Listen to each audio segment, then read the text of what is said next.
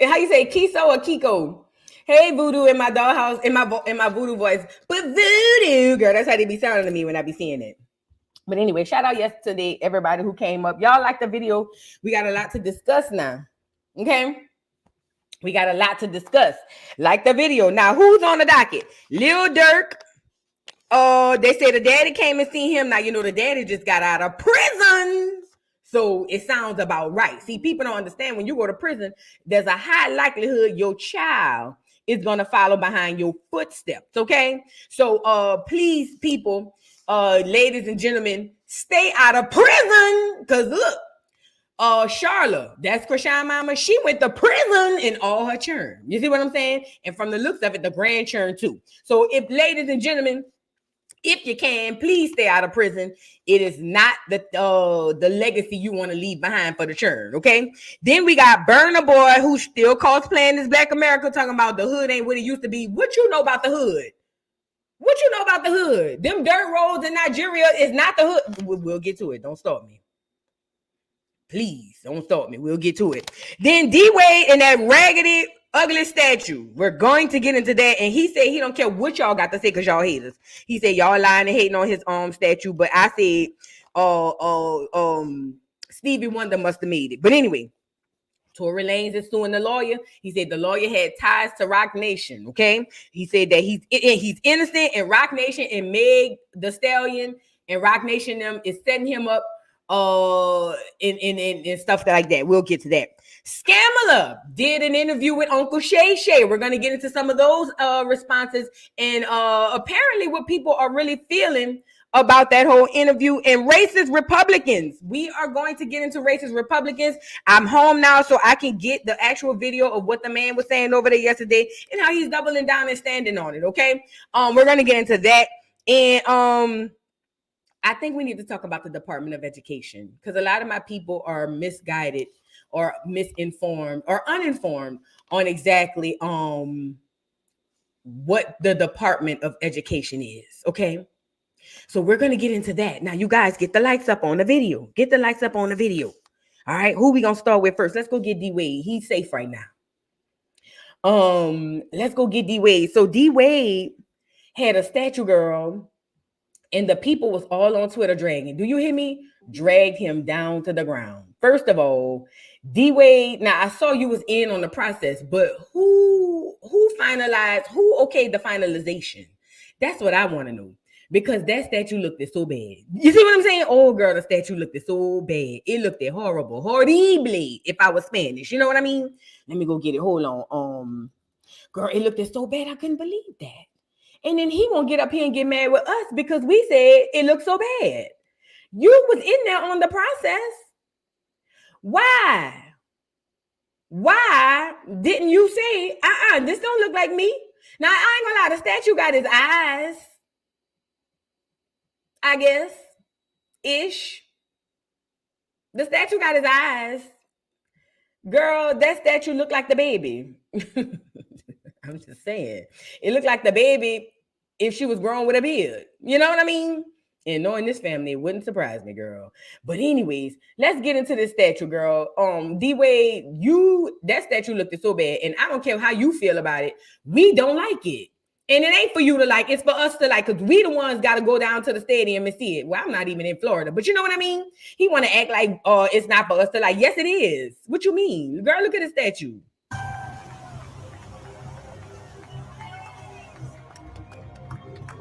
Look at him.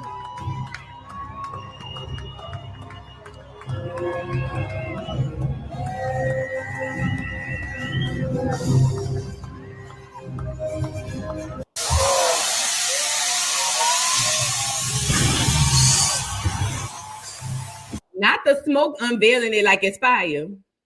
Girl, why it look like he got a poo? Look how he bent over like he got a poo. What is he doing? Is he celebrating? Did he just shoot a jumper? What happened? You know what I mean? And let me tell y'all something. Have any of y'all ever been down to them wax museums? Put a one in the chat if you've been to a wax museum. I done been to the one in Vegas. I done been to a few of them. They know how to make them statues look just like the person. Do you hear me? They know how to make them people. Listen, girl, I sat next to Jerry Springer, girl, at the Wax Museum, girl. Don't make me pull it up. I sat next to Jerry Springer at the Wax Museum, and I thought it was Jerry, girl. He wasn't even gone yet. He wasn't even gone on the glory. I could have swore it was Jerry. I said, Jerry? Hold on, I got the picture right here. Y'all think I'm lying. Girl, I don't play like that. Don't play like that. So when I seen this, girl, look at Jerry. I'm about to send it to y'all. Look, y'all think I'm playing. And will. Now, excuse the photos. I was a little tipsy. You know what I mean? So excuse the photos. Mind y'all business. First and foremost, let's start there. Don't worry about what I'm doing in the photo. Just worry about the photo. I'm about to send myself the photo so y'all can see it. Now, don't do too much. Easy on the dog. I was drunk. This was years ago. I'm about to show y'all the one of Will. And I'm going to show y'all the one of Jerry, girl. I will show y'all the one with my friend. But I don't know if he want to be on here. Hold on. Let me show y'all. No, I ain't going to show y'all the one with him on there. Because I don't know if he want to be on here.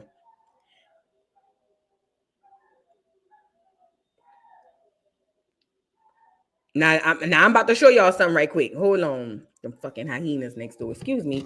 Y'all get in here like the video. Please like the video. Let me show y'all these pictures because y'all, I want y'all to really understand how these people could get this right accurately, and they just refuses to. And I don't too particularly like it because I feel like, what is y'all trying to do? You know what I mean? And for D-Wade to get mad at us because we wasn't here for it, that ain't our fault. Girl, now, like I said, pay no attention to me. I was tipsy. But look at me and Will. Tell me that don't look like Will. Girl, Saint doing good. He right here. But look at me and Will. Girl, that is Will. That is Will. So how did Miss D-Wade? That's Will. Again, pay no attention to me because I had a little, you know what I mean? So that's not, I'm on vacation or whatever the case may be. But that's Will, girl. That's Will. Okay? So somebody lying to me. Somebody lying to me. Hold on, let me go get Jerry. Girl, it was Jerry, girl. I was there. I felt like I was on a set. It was him. Matter of fact, I thought he moved at some point. Girl, look at Jerry. Look at me and Jerry. Hold on. Yeah, that was Willie from Philly. That was before I realized, even though what we do is wrong. That was before I seen the arch in the bite. Yeah, that was before. I didn't know. I was once was blind, but now I see. You know what I'm saying? But look at Jerry, girl. That's Jerry. So somebody lying. Somebody is lying.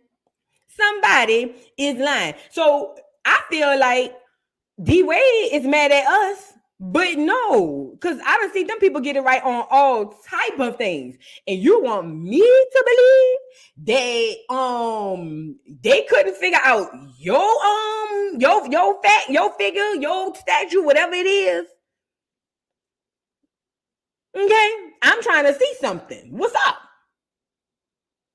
Girl, now let's go back to D-Wade. Because D-Wade is mad at us when he should be mad at the man who made the statue or the man in the mirror.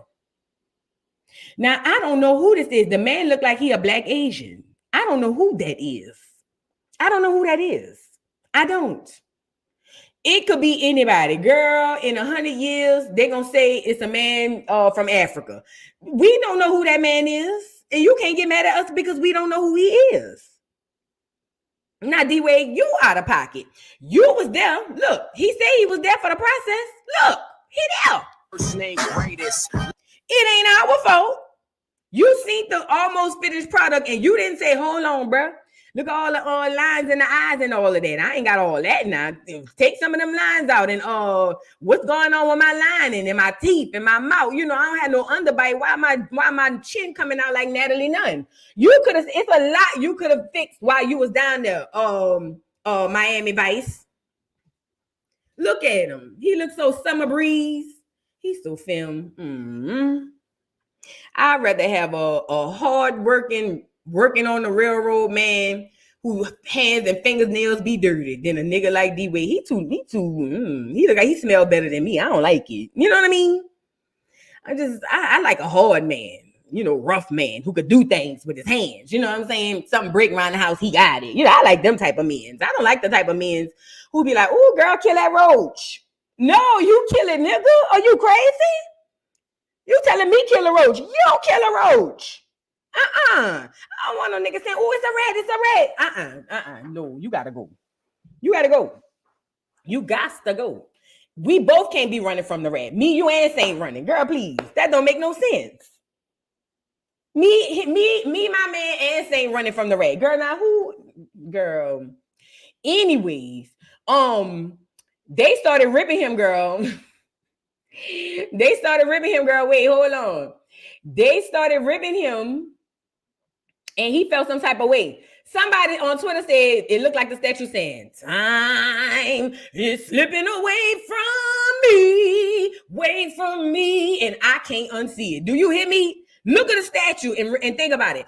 Time is slipping away from me, wait for me. Girl, I couldn't believe it. And they put the video up. It's slipping away from me, yeah. Time is slipping away from me, yeah. Time is slipping away from me, yeah. Girl, now he out of pocket. He won't get mad. How you gonna get mad at us? It do look like that's what he's saying. It do. It look like that's what he's saying. That ain't our fault. How you mad at us? Girl, Twitter ate him up. And somebody said, I can hear it. Girl, they ate him up. They ate him up, as they should. I would have ate you up too. The cold part each meme fits perfectly. Yes.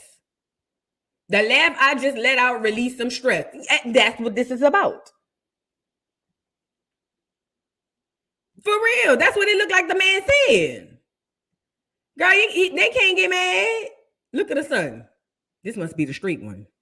This the street one. Look at it. He look just like his pole. Now, y'all know the word on the street, gossip. They said, I didn't say it. But the two boys got the same mama. And the mama said she didn't approve of them transitioning the other little boy to the little girl. And D-Wade, he already done came out and said he used to wear his mama lipstick in her purse and her shoes and her high heels, and his mama had whipped him, allegedly, when he was a little boy. So he feels like he didn't mind letting the other little boy be a little girl because he wanted to be a little girl. You know what I mean? Type tease. But that's the little boy who's straight. That's the son who's straight. He looks just like his daddy too. They got some strong genes. Look just like his poor handsome young man. Girl, go ahead on. We don't want to end for the smoke to be coming out like that. Man, sir, you out of pocket.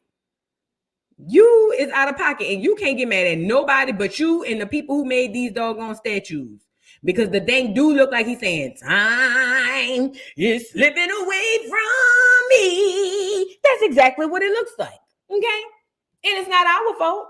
It's your fault. Okay?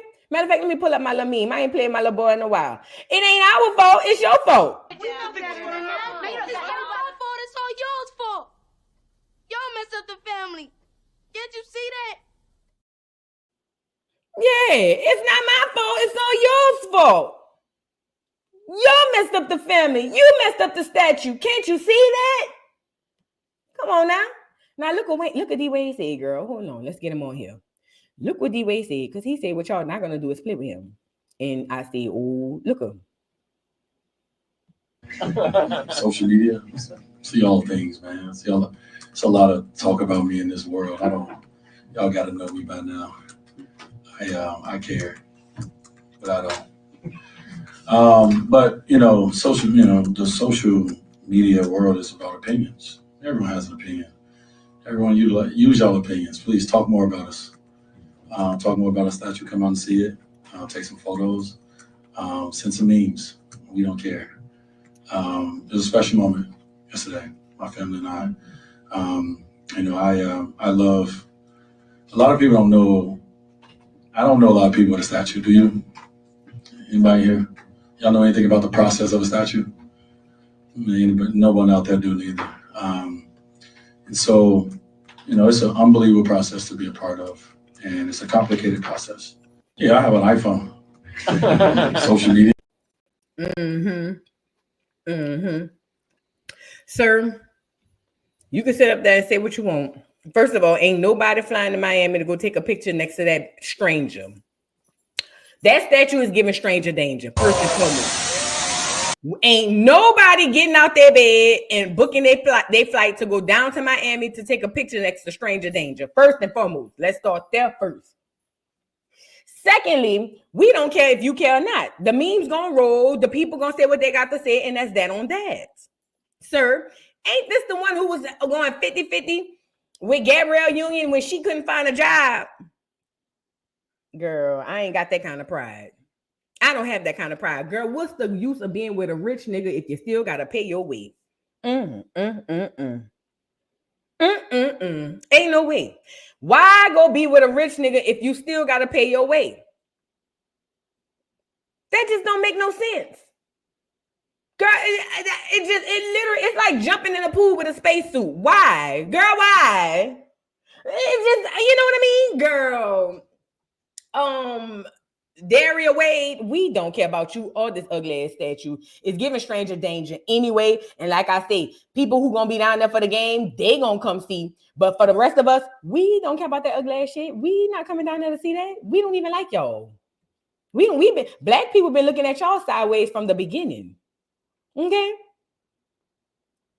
Since the little boy turned into a little girl, we've been side-eyeing you.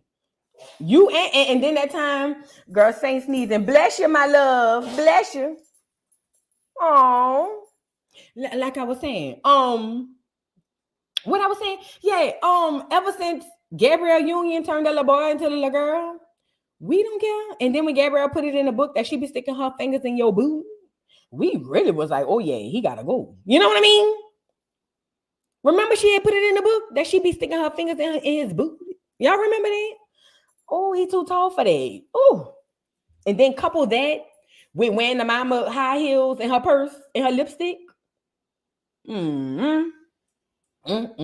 Yeah, we don't care. It's the clear people who over there around there playing with y'all. We don't care. Okay, let's go there now. Moving on. She might as well, because look, she is the nigga. She the nigga.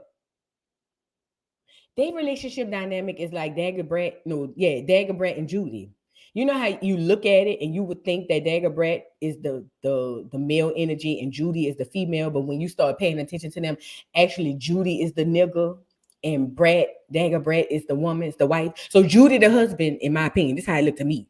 Judy the husband and Dagobert is the wife. That's how it looked. You know what I'm saying? Judy bring home the bacon fried in the pan and Dagobert take care of the baby. You know what I'm saying? Now, in this situation, it's not a financial situation with what's the lady name? Dagger Gab and Daria Wade. See, with Dagger Gab and Daria Wade, see, Dagger Gab presents as the what do you call it? She presents as the woman. You know what I mean? But in the bed, Dagger Gab is really the man. And Daria is the woman. You see what I'm saying? In the bed. See, outside, they present like it's whatever. But in the bed, Dagobert is the main. And Daria be on there saying stuff like, she just get on top of me and do her business. It's kind of like going to the party on me. You know what I mean? That's what it gives me. I don't feel nothing. She just get on top of me and do her business. Feel like she going to the bathroom on me. Remember when Celie told that to Suge, and Suge said, Oh, Miss Silly, it's gotta feel better than that.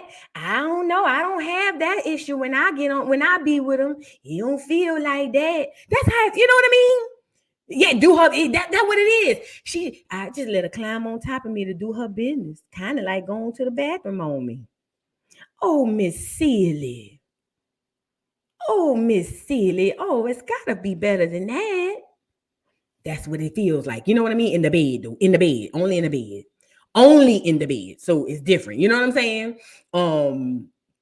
Yeah, you know. So yeah, everybody got different dynamics in their relationships or things of that nature.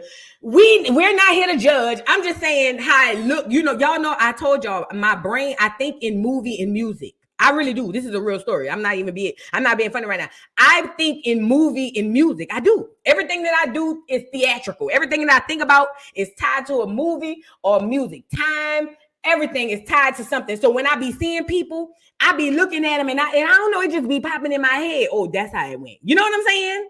So that's how it be looking to me when she had came out and said she had stuck his finger in his boot and he wanted her to do it. That's the thing came to me, girl.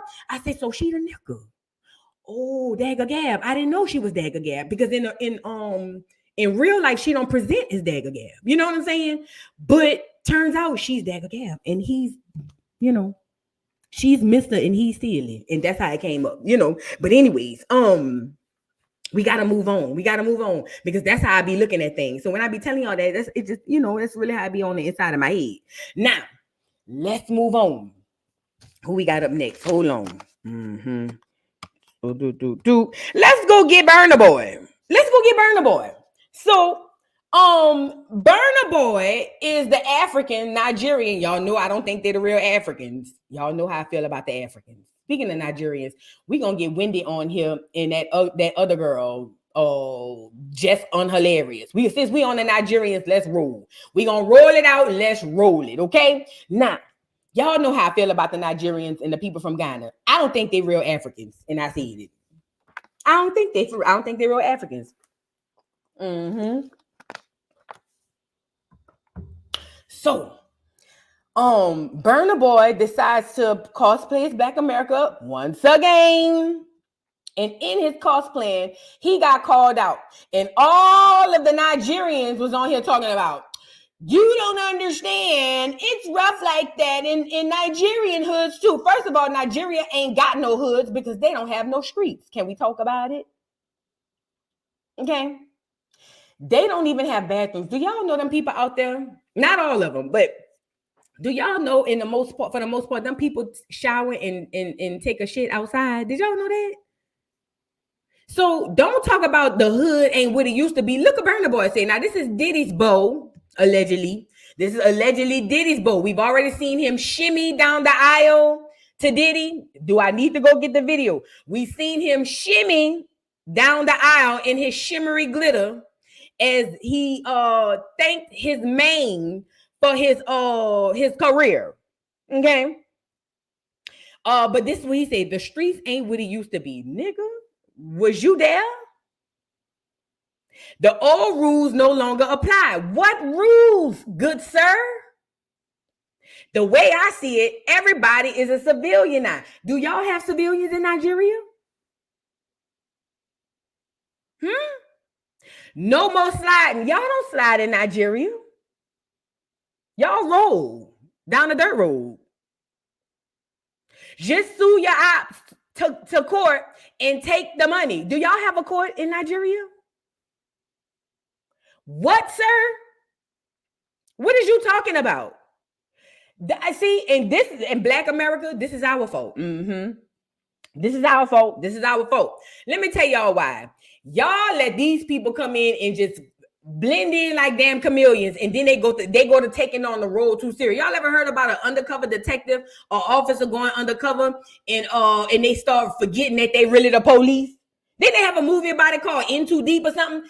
Girl, that's what y'all allowing these cosplayers to do. Now he talking about the streets ain't what it used to be. I didn't think Nigeria had that many streets. So what are he talking about? What is he saying?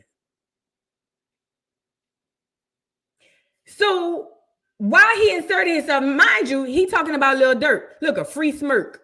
Do y'all have jails down there? Like, I'm. This is the real question I'm asking. This is a real question. I'm not being funny because I feel like they take on the identity of us and they really start, but they get in too deep. So look at the comments. This is the part I want to show y'all. Somebody said, boy, you're not even from America. What is really going on? Now, here's another African. Some of y'all, you don't even know how to speak.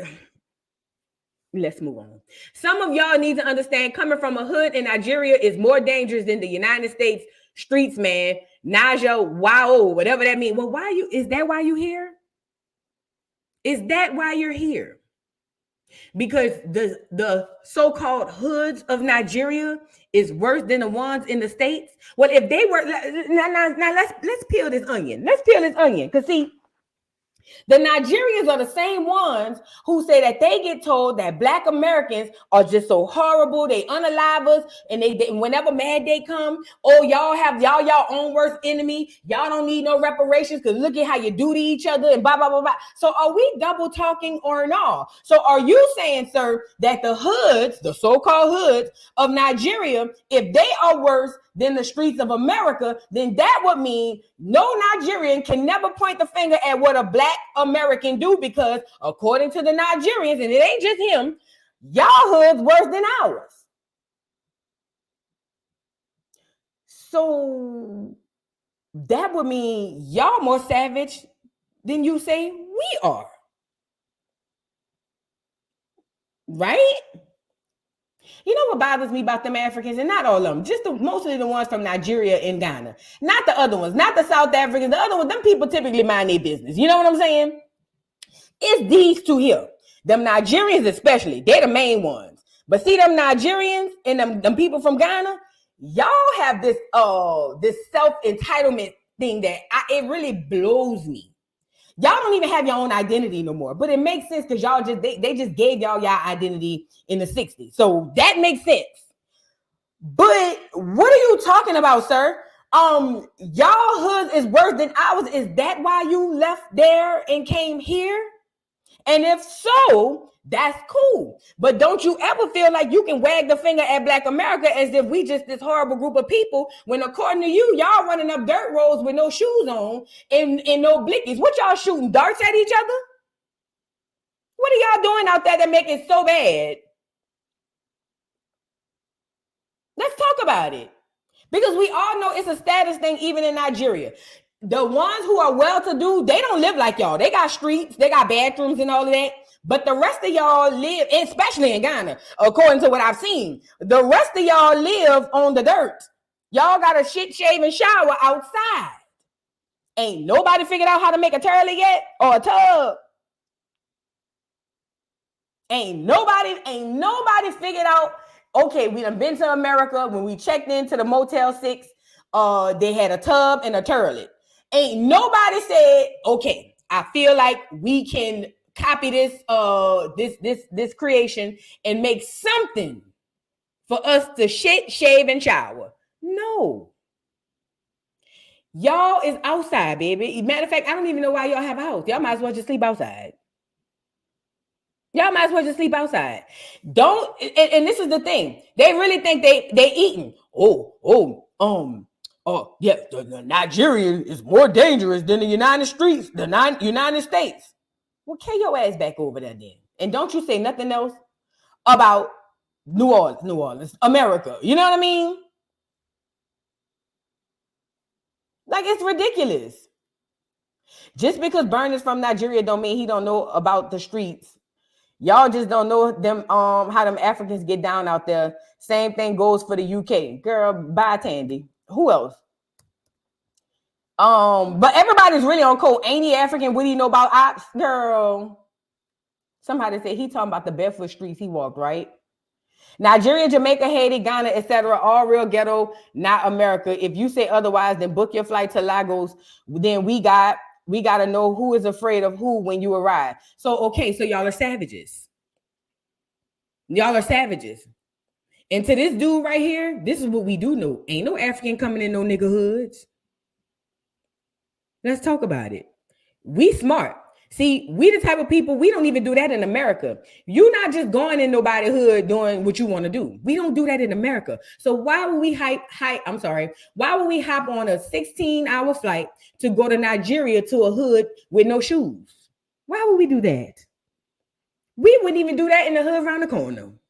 Why would we go get our passports, get it stamped, hop on a flight to go to a hood in Lagos where everybody probably out there running with goats and elephants and things of that nature to go walk through your hood? Why would we do that? Y'all don't even do that here. Come on, man. Y'all see why I don't too particularly care for the Nigerians and the Ghana people? And it ain't everybody from Nigeria and Ghana, but I'm talking about the ones like this. You know what I mean? Y'all don't even think. Wasn't Tiffany Haddish just on here saying that she went down to, she said somewhere else, dude. Once she just, and it ain't just her. Ain't that why Tyreek be calling them musty tethers? Come on, man. Please stay out of nigga business. Africans, stay out of Negro business, please. We didn't call you. We didn't invite you. We don't come over there and see how y'all make that Play-Doh. We don't come in and input and say, put some Tony Satcheries on that Play-Doh y'all be making. We mind our business. We let y'all make y'all Play-Doh, put it in the oven and pull it out and eat it and dip it in that gravy. We don't say nothing, okay? Mind your African business and let Negroes tend to Negroes. And to this Burna boy, you shut up before we get on you and start figuring out why you were shimmying over to Diddy. Don't make us go into investigating why you were shimmying over to Diddy. And we know the Africans don't like the gays. The Africans can't stand the gays. So you don't want us to get you out there. And then next thing you know, you can't go back to Africa. Prince Hakeem. He give me Simeon teas. He don't even give me Prince Hakeem. You give me Simeon teas. Boy, if you don't go sit your ugly ass down somewhere, go to the ghetto, go to the hood in Lagos. Negro, please. We not going to the hood around the corner. Don't play with us. Don't play with us. Why would we go to the hood in Nigeria when we don't even go to the hood down the street, girl? We stay by out, girl. Come on now. See, we smarter than that. We're very much smarter than that. Stay out of Negro business. Dirt belongs to us. Let us deal with dirt. You don't say free nobody. You don't talk about nobody ops and nobody streets because y'all ain't got them down in Lagos, okay? Mind your Nigerian business. Speaking of Nigerian business, here go Dr. Wendy. Y'all know I can't stand this old. Ooh, Lord. Here go Dr. Wendy. Here go Dr. I'm telling you, you see these Africans, you wouldn't even know they're from Africa until they told you. Until y'all get into it. And then they turn around and tell you, oh yeah, I'm Nigerian or whatever. Look at Dr. Wendy. Now she doing this interview with that little ugly little girl. Jess Hilarious. Now this must be an old interview or she just had a baby. I think it's old though still. Now Jess Hilarious was the one who came out and made a comment about Chadwick Boseman's health when she first seen him. This before he passed. She had made a joke about him being super skinny. Right now, I'm not stupid. Black people, we do joke. Listen, y'all know how it is. As soon as somebody lose buku weight, what's the first thing we say? Girl, they on drugs. You know what I'm saying? That's the first thing we say. But I don't recall exactly what she said, and I don't even think it's in here. But she had made fun of Chadwick Boseman, and then right after that, he passed. So now she's saying she regrets it. But I'm trying to figure out why is the Nigerian princess not interviewing other Nigerians? Y'all don't see the cost. Y'all don't see. Listen, this is what I believe. The Nigerians are just like the clear people. You know how the clear people leech and mooch off of us? Y'all remember that? Y'all know what I'm talking about? You know how the clear people leech and mooch off of us? That's the Nigerians. But see, they different. The reason they different is because they black skinned. And so our ignorant ass think, oh, because they black, it's different. No, it's the same thing. Look, Wendy cosplaying just like Burna Boy. She got a lace front. And I don't give a damn if she pledged, AKA. I done told y'all them Divine 9 and them HBCUs are a cesspool for what Tyreek called the tethers, okay? It's a cesspool for them. That's where they go to blend in. That's how they learn how to blend in. That is their school. When they go down to the HBCUs and when they go down to do the ski-wees, that's when they learn how to be nigger. And it's a nigger there stomping and humping, showing them how to do it. Okay? That's what I believe. Now, she over there, I'm talking about Dr. Wendy. She done got all this plastic surgery. She stopped bleaching, thank you, Lord, because she looked at a mess. But her mom still is pale as Edward Scissorhands. But she done stopped bleaching. Now she's sitting over there talking to Jess Hilarious about nigger business. Again, here we go again. Another African minding Negro business. Why ain't you? You should be interviewing Burna Boy. That's what you should be doing, talking about Afro beats down in Africa. But see, I need y'all to see the play. They all use us. They all use us. They use us, but the black ones, see the black Nigerians, the black Africans, they cosplay, they get in, they act like they blend in with us. And on Mad Day, I'm Nigerian, honey, I'm Nigerian. I'm Nigerian. Well, carry your ass back to Lagos, ho. The fuck? We didn't call you over here. We didn't summon you over here. I can't stand Wendy. I never did. It always gave me cosplayer. She ain't no different from Scammering. That's probably why she a supporter. Now let's get into this doggone interview of this girl saying she's sorry. And Jess, I don't like Jess. Any regrets? No.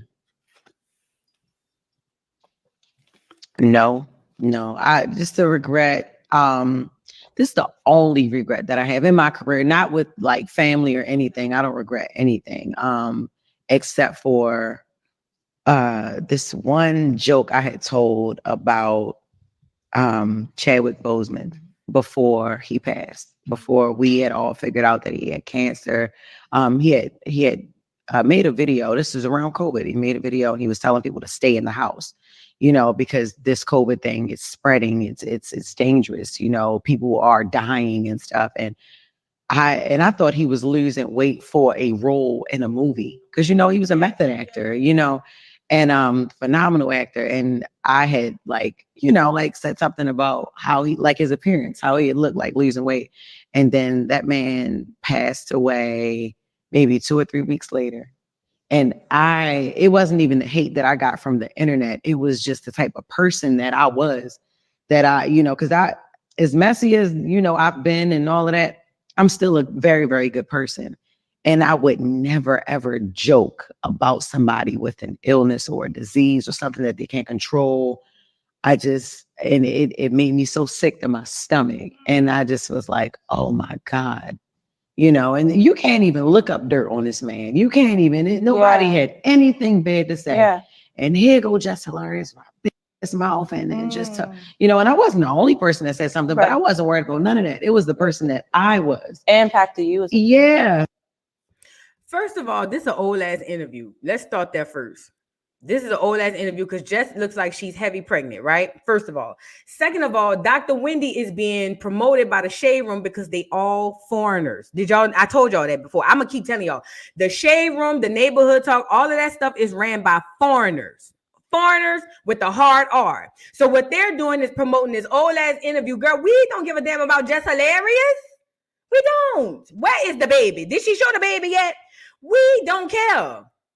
And why, again, is the Africans minding Negro business? Mind your business. Go interview Burna Boy and see if he got shoes for them children down there in Lagos. See what I mean?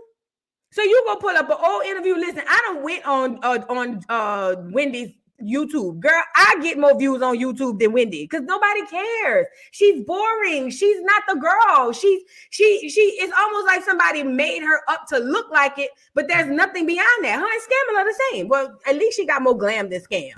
But still, you are uninteresting, ma'am, on the show. Now you got your little fan base on the show. And if y'all on here, I don't care. I don't like the bitch. I said what I said. She came on as an elitist person. I have 4 degrees, honey. Girl, that's 4 times the student loans. That's all I hear. That don't make you smarter. You slithered down the stairs before you had your surgery with your hunchback and your shoulder pads with your jacket on. You slithered down the stairs thinking you were better than the girls, and then you realized these girls were fabulous in getting to the money, and they didn't give a damn about 12 degrees that you had. So what did Dr. Wendy do? Switch it up. And when got surgery, she started lightening her skin a little bit more. Then she calmed down because she realized we on her at home, on her neck. So she switched it up from the Dr. Wendy to now she's this it. She wants to be this it girl, American girl, lace front. Because remember, before she used to have them horrible wigs. But now all of a sudden it's lace front tees, boobs done, body done, which she need to go get it done again. But boobs done, body done, and her family done forgot about Africa. Cosplay. I don't like the bitch. And I think she got I definitely know she got something done to that face. Don't make me go get old Wendy. She definitely had something done to that face. She realized, listen, cause I'm giving y'all the tea. I'm gonna say this one more time. This is how it works. This is how it works. The Nigerians come over and they are taught from little bitty churn that the most value comes out of education, right? So when Wendy slithered down with her hunchback and her shoulder pads with her jacket, she thought that the girls were going to be like, oh, she's so smart. She's so educated. Oh my God. You know what I mean? She's this girl. But the girls on the Real Housewives of Potomac were rich and fabulous. See, they were educated too because they got degrees. But these girls are rich and fabulous. See, your mama told you that the value lies in 4 degrees. They mama told them, girl, go get you a man with money and also get your own money. So when she slithered down the stairs, it didn't quite work out to her favor. So she realized, oh snap, I can't hold the education piece over her head because she's tried it with Mia too. I can't hold the education piece over their head, so I got to pivot. So what did she do? Forget all Nigeria exists, and then she went and got all of them surgeries. She went and got her face done, her ass done, her titties done, her stomach done. She went and got her skin done, but then she undone that. She went and got all of that done, and now she's cosplaying as a Black American and still don't fit in. That's got to be a horrible life to live. Dr. Wendy. That's got to be a horrible life to live. To not have your own identity. Thank you, Lord, I'm Nigerian. Thank you, Lord, I'm a nigga. Thank you, Lord, I'm a Black American because I don't have to ever worry about putting on nobody else's costume. I got my own. Ain't it great to have your own and everybody try to look like you? I just couldn't see it. Anyway, girl, Jess Hilarious, we don't care. Shut up, because you're going to say something else stupid. You're going to do something else stupid, and we're going to be on your neck again. You shut up. Don't nobody care about what you got to say. Where is that baby? You're trying to make sure the looks come in. He going to be what he going to be. Okay? You got the light-skinned boy. He should be cute. Because that's what y'all believe. Y'all believe get the light-skinned boy with the dark-skinned girl and the baby going to be cute. But I know a lot of red, ugly churn. So that's not the thing. But this is what I'm saying. You shut up until you show us the baby. And Dr. Wendy, we don't want to hear nothing from you. And you think going on the Shade Room going to have everybody go run over to your whack-ass podcast, girl. The people don't like you. Do a Nigerian podcast. How about that? Okay? Now let's move on. Because she get on my nerves. I'm talking about put us on like a costume and then see when it's time to separate. What the first thing they say? Oh, I'm Nigerian. Oh, well, bitch, carry your ass back to Niger. Okay? Now, let's get into Lil Durk. Now, y'all know Lil Durk got arrested now. Lil Durk had got arrested. Or whatever. And his daddy, who just got out of prison, I told y'all at the beginning of the doggone thing, I said, look, y'all, don't go to prison. If you go to prison, your children probably gonna go to prison. You know what I'm saying? But y'all didn't want to hear it, you know? But listen, Lil Durk went to prison and his daddy is out of prison. Now his daddy gonna see him. Thank you, Trey, for being a member for 4 months. Boo, I said this for years. They have a replacement philosophy. They think we Acorn need to be disposed of, and they will be the new better Blacks. Oh, of course. Without a doubt. You can tell. You can tell in the way they deal with us. They really do. But think about it. The Nigerians and the Ghana people came from other places. They not even indigenous to Nigeria and Ghana. They have been roaming. This is my theory and what I believe. I don't have no proof of this, but this is what I feel like I'm being tapped to tell. These Nigerians and these Ghana people don't have no roots. They come from all over, okay? They're not even rooted in Nigeria and Ghana. Fact. I believe in the earlier times When the black people ran Europe, I believe when they went to war with them people and they lost that war, I believe that's them people.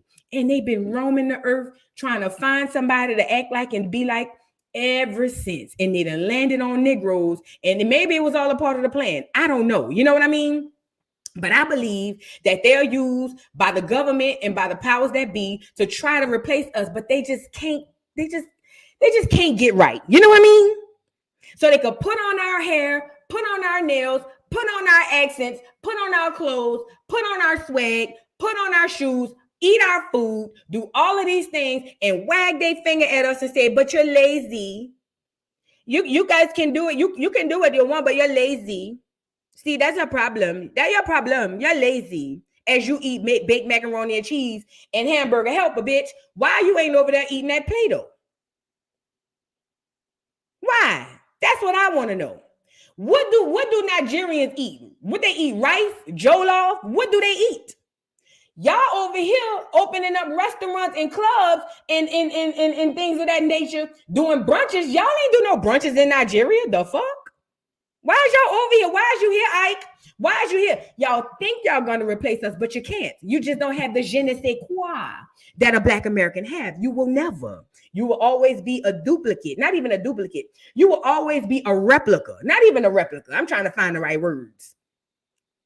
You will always be similar-ish, but you will never be. It's in you, baby, not on you. You get it? See, that's the difference with Black America and the rest of the Africans. It's in us, not on us. See, it's on you. It's not in you. And that right there is why you will never be. Okay? There'll never be a better love. Never be a better love.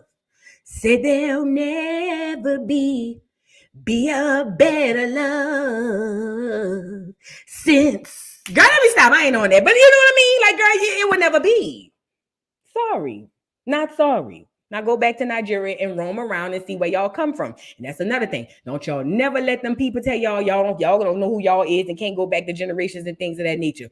You can go back further in yours than theirs because they come from, it's a whole bunch of lost Africans, lost in Africa, lost at home. Girl, let's move to Lil Durk before one of them Africans getting their feelings. And let me tell you something. If you're African and you get on here under that replay game, because that's where y'all like to go. You get on here with that replay game with that ugly ass shit, I'm on your neck. I'm on your neck, booty scratcher. I'm on your neck. Okay? Now let's move on. Let's move on. Now, Lil Durk daddy done came seen him because he locked up, girl. He gone. Now remember, Lil Durk is arrested for murder for hire. He hired his little partner to go unalive Quando Rondo. I just say murder unalive. He hired his partner to go murder Quando Rondo. Quando Rondo ain't never get popped. His little cousin got popped, and Quando Rondo lived to tell the story, even though he posing as a devil saying that he forgive him. And I'm over here saying the lie you tell to me. Either way, they done got this man down there at the jail. Prison is where he's going, and the daddy who just got out came to see him. Check it out, girl. Look. Banks made it known that he would pay a bounty to anyone who killed Rondo, whose real name is Taekwon Bowman. The criminal complaint against Durk Banks says evidence shows that Banks ordered TB's murder and that the hitman used Banks and OTF-related finances to carry out the murder. Authorities say Banks was arrested Thursday night in Miami Springs as he attempted to flee the United States. In court, a federal prosecutor asked that he be held without bond because he is a flight risk. He will now face another hearing. Outside court, we tried to speak with Banks' attorney and his father. They declined to say anything about the charges against Banks or the upcoming hearing. Now, Banks' next hearing will be about his pretrial detention and will be held in the Central District of California since the crime originally happened in Los Angeles. At this point, no date has been set for that hearing. They say Banks made it known that he would pay. All right, so there you go. He's gone down to the jailhouse, and his daddy just got out of prison to come. Niggas love turning into Allah, don't they? Nigga go to jail, get the praying on that carpet 4-5 times a day, girl. Abstaining from that pork, but eating all that cooch, girl. You know what I mean? Girl, Negroes is crazy. Do you hear me? Y'all see the daddy coming outside? y'all see the daddy? He about to come out. I'm going to show y'all. Look, niggas love coming out, putting that dress on with that helmet, with that hat. Look at the daddy. Look at the daddy. No questions, please. Oh, sir, go lay down. Niggas love bending down on that carpet, praying 4-5 times, eating, abstraining from pork and eating all the cooch. Girl, you can't make this up. Well, sir, like I said, typically children follow the lead of their parents, and sir, you went to prison. I don't know why at this point, because you came out a Muslim, is giving murder teas. Typically, that's the ones who come back out talking about all praises due to Allah and the Honorable Elijah Muhammad. Typically, I don't know it to be a fact, but typically the ones who went around there and ended up canceled Christmas for a few people. Them the ones come out hollering all praises to Allah and the Honorable Elijah Muhammad. You know what I mean? So I don't know. It's just given. That's the energy I got. When I seen you come out the courthouse. But typically the children follow along with the daddy did, especially the sons. So, sir, you come and run out the courthouse talking about no questions. No, there should be a lot of questions. Why didn't you not save your child? Why was you in prison instead of being a father to your child? Okay. But all praises due to Allah and the Honorable Elijah Muhammad. No, what's the new one now? And the Honorable Minister Louis Farrakhan. Okay.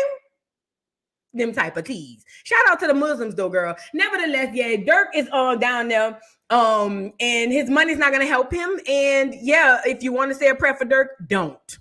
Okay. He's a serial killer and he's where he belongs. So if you think you're gonna get on your knees or get on your carpet and pray 4 times a day for Lil Durk, I will be intercepting all prayers tonight. Okay. So please don't. Do not get on here talking about or get down on your knees or in your bed or however you do it, talking about oh Allah, the Most High, please keep I'm coming. No, Most High, don't listen to them. I'm coming in tonight. Don't do it. Okay. So do not pray for Durk. Durk is getting exactly what he deserves and more. Now let's move on. Okay. Let's move on. I'm not playing. I'm coming in there tonight. Play with me. I'm coming in there. I don't know how I'm going to get in there, but I'm coming in. Play with me tonight. Girl, all this stuff going on. We got scamming around here acting a fool, Negroes, and then all this stuff going on. And you around there talking about free Durk. Girl, I wish you would. Okay? Free Durk. Girl, please. Free Durk my ass. Okay? Now, let's go to the other felon, the little bitty one though, Tory Lanez. I like Tory though. Let's get Tory up here. Now, Tory Lanez has been arrested and in prison because they say he shot one of Meg's hoofs off. Now, I wasn't there, but I followed the whole situation. I believe Meg was lying. I believe they set him up, right? I do believe that. Y'all gonna get mad at me, but I don't care. Okay. But anyways. What happened was, okay, so it had came out allegedly that Lil Durk, because they so Lil, you know what I'm saying? Tory Lanez had said that basically it came out allegedly from Daily Loud saying that an LA court has found Tory Lanez to be innocent and are waiting to reinvestigate his case to see if he was unfairly prosecuted. Well, I was there. Yes, he was unfairly prosecuted. Now, under this fact check, and a lot of times the fact checks don't be right, but it says, this is false. An appellate court in Los Angeles agreed to hear Tory Lanez's appeal of his conviction. As the document shows, the court agreed to hear his petition for a habeas corpus. I don't know what that is. It has not granted the petition. All right. So look, it says in the Court of Appeals, this is the paperwork. It says the court, we have read and considered the petition for writ of habeas corpus filed on October 23rd, 2024. Good reason appearing. The petition will be considered together with petitioner's pending appeal in case number whatever. And the prior petition for writ of habeas corpus in case number whatever, which is now pending along with the appeal. The Attorney General is directed to serve and file a preliminary response to the current petition for writ of habeas corpus on or before November 20th, 2024.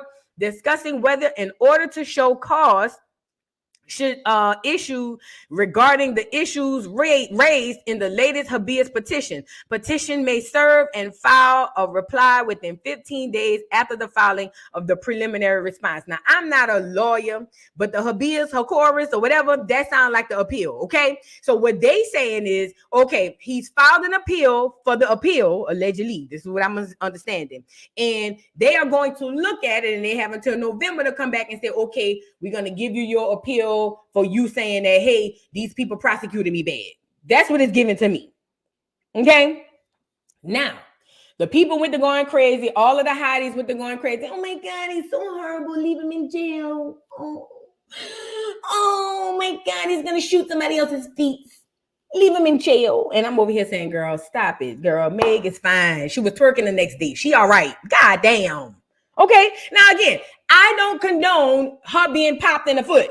But what I'm saying is we putting 20 on 10 here. Come on now. Remember, this is what got me with me. When that hoe got up there and put that fist up like she was doing the Black Power symbol and said and played my brother Malcolm X words in the back, talking about the most unprotected person in America is the Black woman. And I said, bitch, who? Not the one on stage.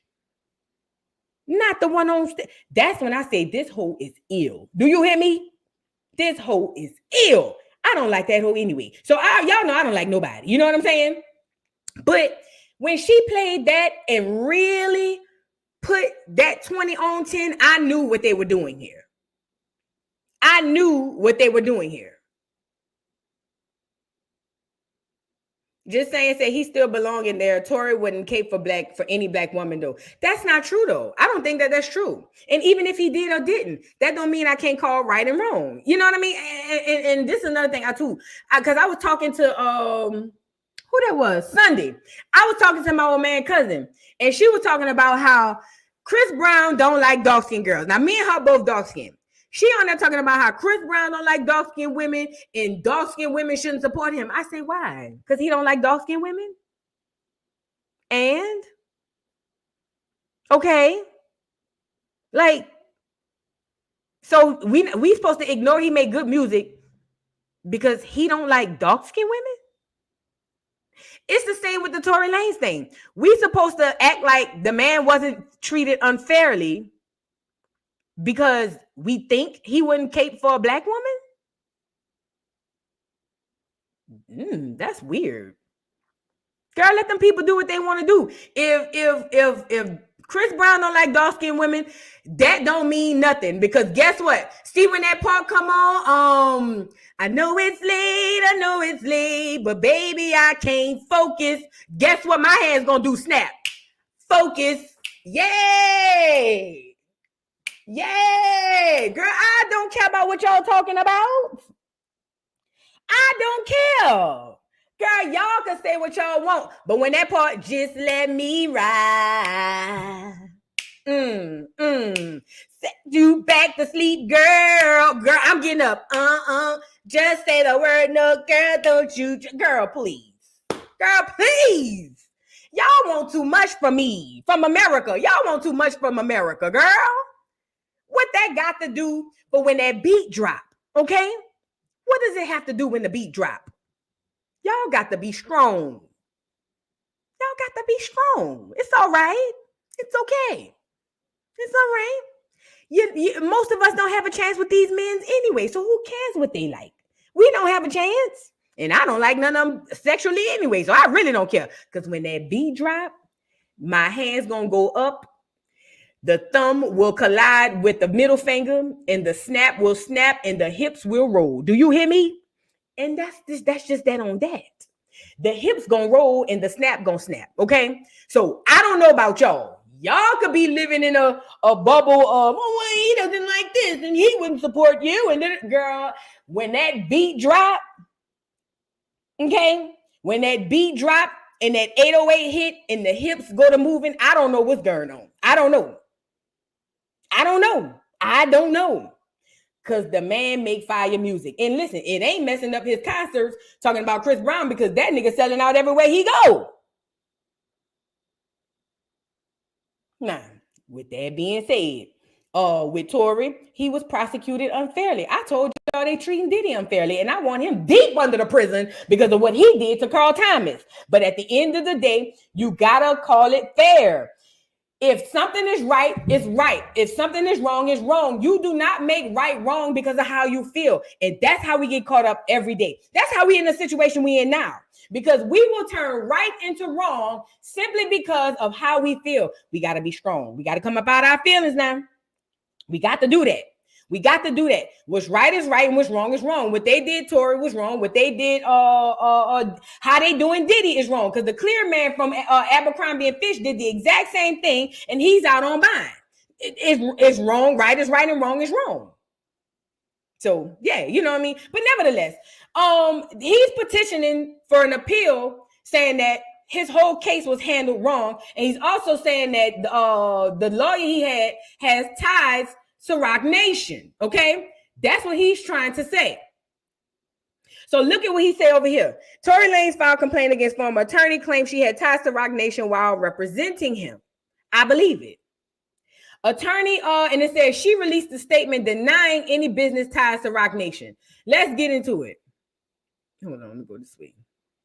Now this girl, I don't know who this person is. Brown Girl Grinding. Hi, I just spoke with attorney Sean Holly on this Tory Lanez filing, who tells me, quote, I have never had business ties to Roc Nation, and Roc Nation has nothing to do with the television show Reasonable Doubt, which I co-produced. It says Mr. Peterson made these claims over a year ago to the state bar, which rejected them and promptly closed the matter.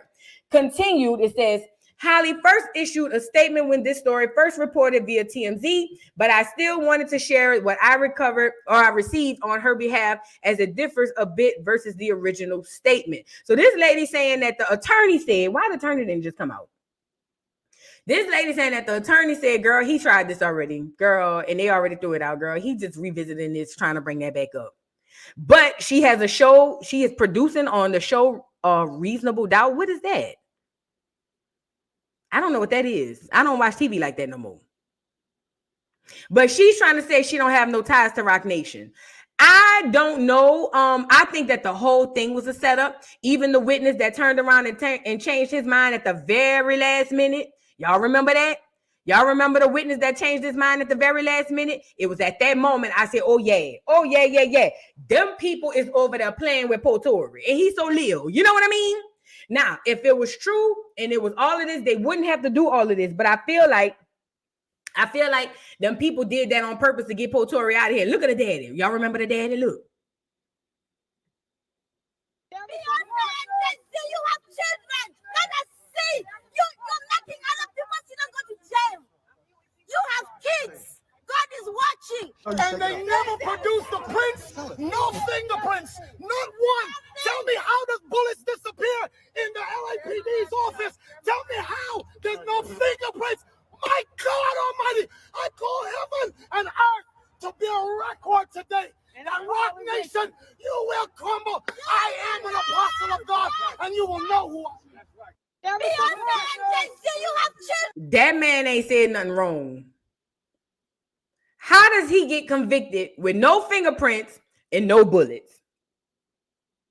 But take Tory and Meg off the stand. Take their names off of it. Take their names off of it. Because see, we don't like to identify with stuff until it hit home. Let's say that's your brother.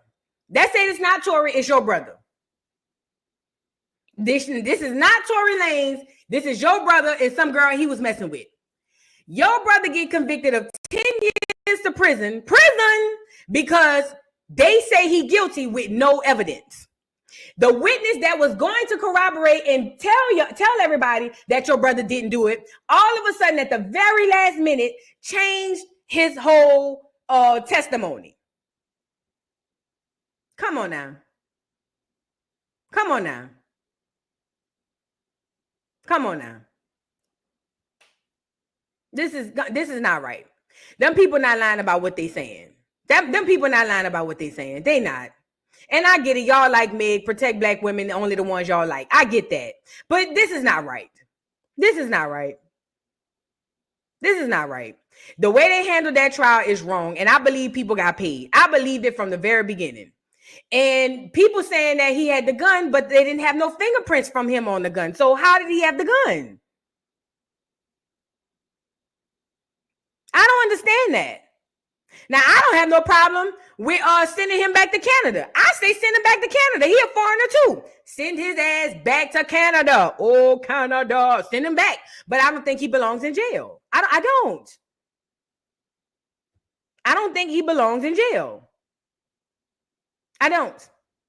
That's just me. Now, if they had evidence to show that he had the gun, other than this eyewitness who changed his story, but if they had evidence to show that he had his fingerprints on the gun or he had the, gunshot residue, then we would have a different conversation. I'd say leave him in there for life. But if they don't have those, and again, this is what I be talking about. It's cool when it fits your agenda, but it's not cool when it hits your doorstep. Because look, see, we just emotionally charged about it now, and it's Tory, and we like Meg. So yeah, screw him, put him in jail until that case is referenced in other cases, and your daughters and your sons and your husbands and all of them people go to jail under all of those same circumstances you emotionally charged about. Okay, see, y'all not, and again, I'm a chess player. A lot of most of y'all play tic-tac-toe. Okay, y'all don't even know how to play checkers, let alone tic-tac, let alone chess. This is the thing. If you look at what could happen later on, if Tory gets convicted on that type of thing, then it literally comes to a courthouse near you. Most of you niggas don't vote locally anyway. So what happens is it comes to a courthouse near you, and then you start getting convicted of the same things that it worked out in your favor for as it pertains to Meg and Tory. And right is right and wrong is wrong. They did not have enough evidence to convict this man. The court of law is supposed to be proven guilty beyond the shadow of reasonable doubt. This man don't have that. That's not the case right here. Now, if y'all say deport him back to Canada, I'm here for it. Get him up out of here. I don't give a damn. But should he be in jail? Because I understand that it's coming to a courthouse near you. And don't get on here trying to call for Al Sharpton or nobody when it happens to you. Okay? So, again, and Meg is a pathological liar too. So if we're going to call it, let's call it all the way around. Meg Thee Stallion is a pathological liar.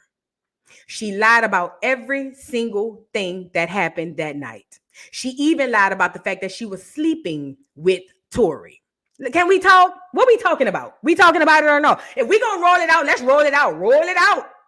Roll it out. She lied and said she didn't sleep with Tory when everybody know that was a lie. She lied and said she didn't sleep with Tory. She lied about the whole nights of the event. She lied about She lied.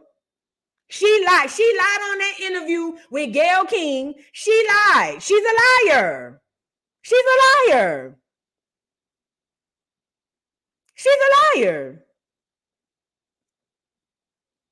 She's a liar. Both of them go to jail if you ask me.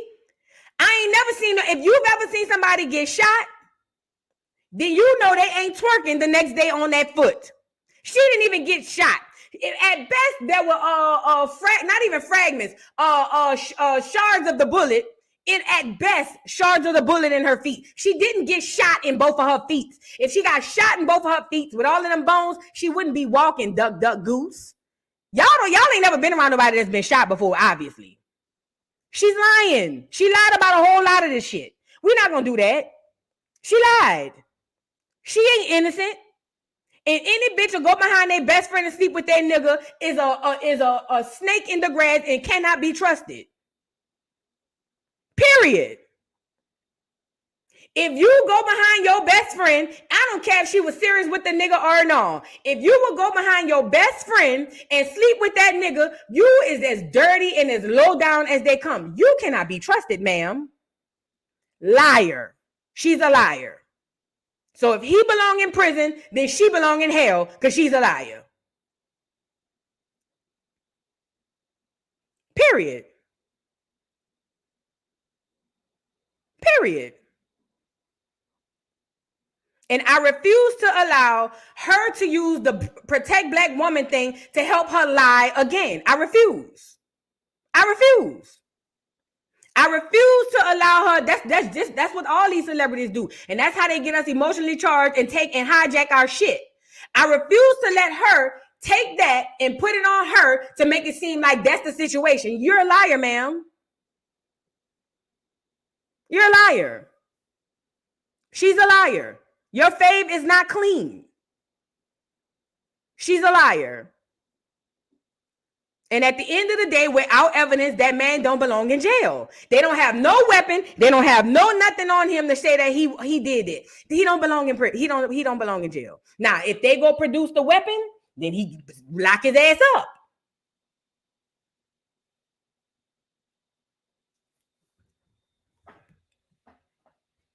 If they produce the weapon, then go get him and lock him up.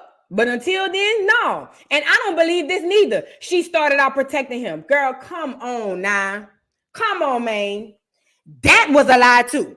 Let's talk about it. Get me up here. Let's talk about it. Cause see, if we're gonna talk about it, we're gonna roll it out. We're gonna roll it out. Matter of fact, I'm gonna put a picture of him up here, of them two up here. If we're gonna roll it out, we're gonna roll it out. Let's roll it out. Roll it all the way out. Let's roll it all the way out. Because see, this stuff I was thinking during the trial, but I ain't want to touch it. But I'm touching it now. Let's talk about it. Let's talk about it. She did not protect him during the beginning of that situation. That was also a lie. But you can't trust a lie because a liar don't care who tell it. Okay? Now, she came on and said, oh, yeah, I didn't want to say that he shot me when the police pulled me over because I understand how they do black men. Bitch, you shot in your foot. What you talking about? What is you saying? Wait. So you mean to tell me you'd rather lose blood and damn near bleed out and die to protect a nigga that ain't even yours? Come on, man. Come on, man. Let's talk about it. Let's talk about it.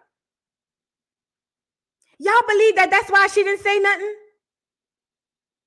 Do y'all really believe that that's why she initially didn't? You know why she initially didn't say nothing? In my opinion, I believe because she knew the truth. And she knew the truth was she don't know who the hell shot her because her head was turned. She don't know who the hell shot her because she wasn't even looking. And at best, who would have the motive to shoot her? The nigga who she smashing or the best friend who old man she smashing? Help me out. Help me out. Who would have the motive to shoot Meg?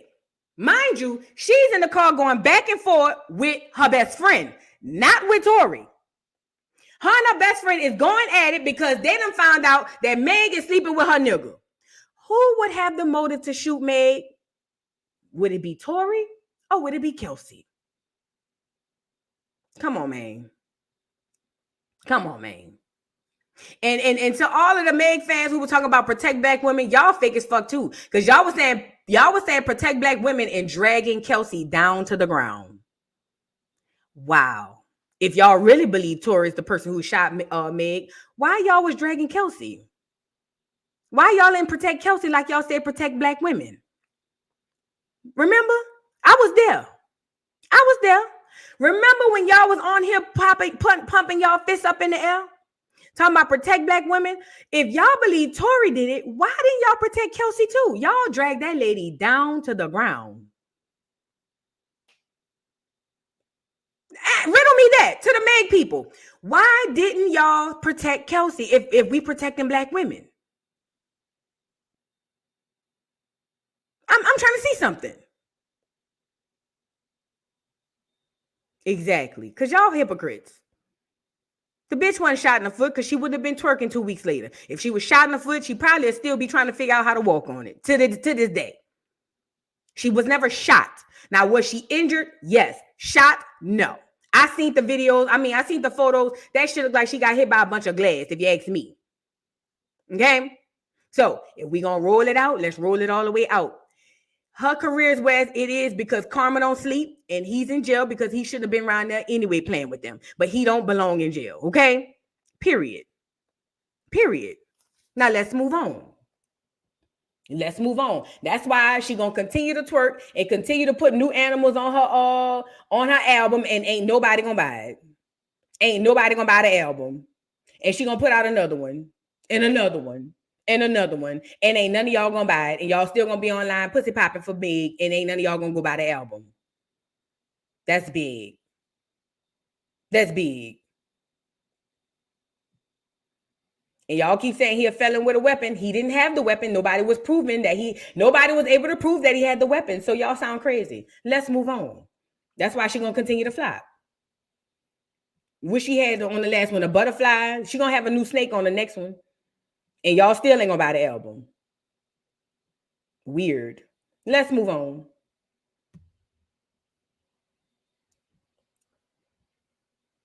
Let's move on. All right, now who we got up next? Let's go get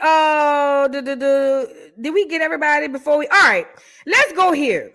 So I guess we'll get to the. Oh no, I got to show y'all this. Hold on, because what we not gonna do is scroll past this.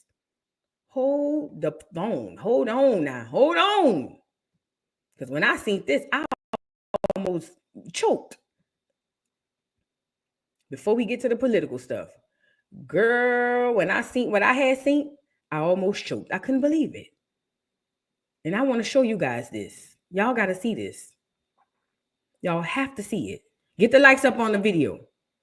Get the likes up on the video, okay? Get the likes up on the video. Because somebody got some explaining to do.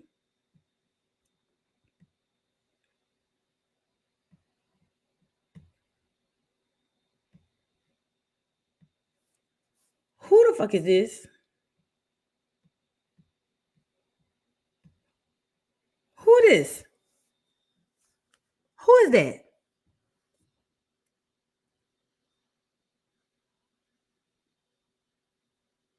Who that is?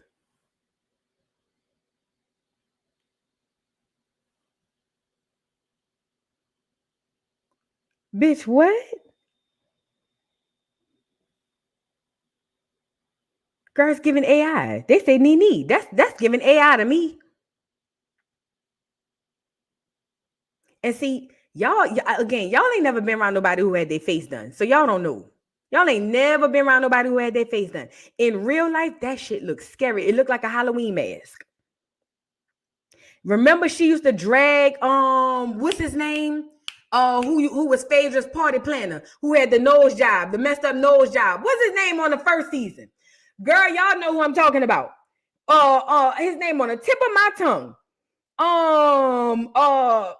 Girl, what's this man's name? Dwight. Thank you. Dwight. Remember she used to drag Dwight about his nose? Bitch, she went to the white doctor and said, give me the white nose.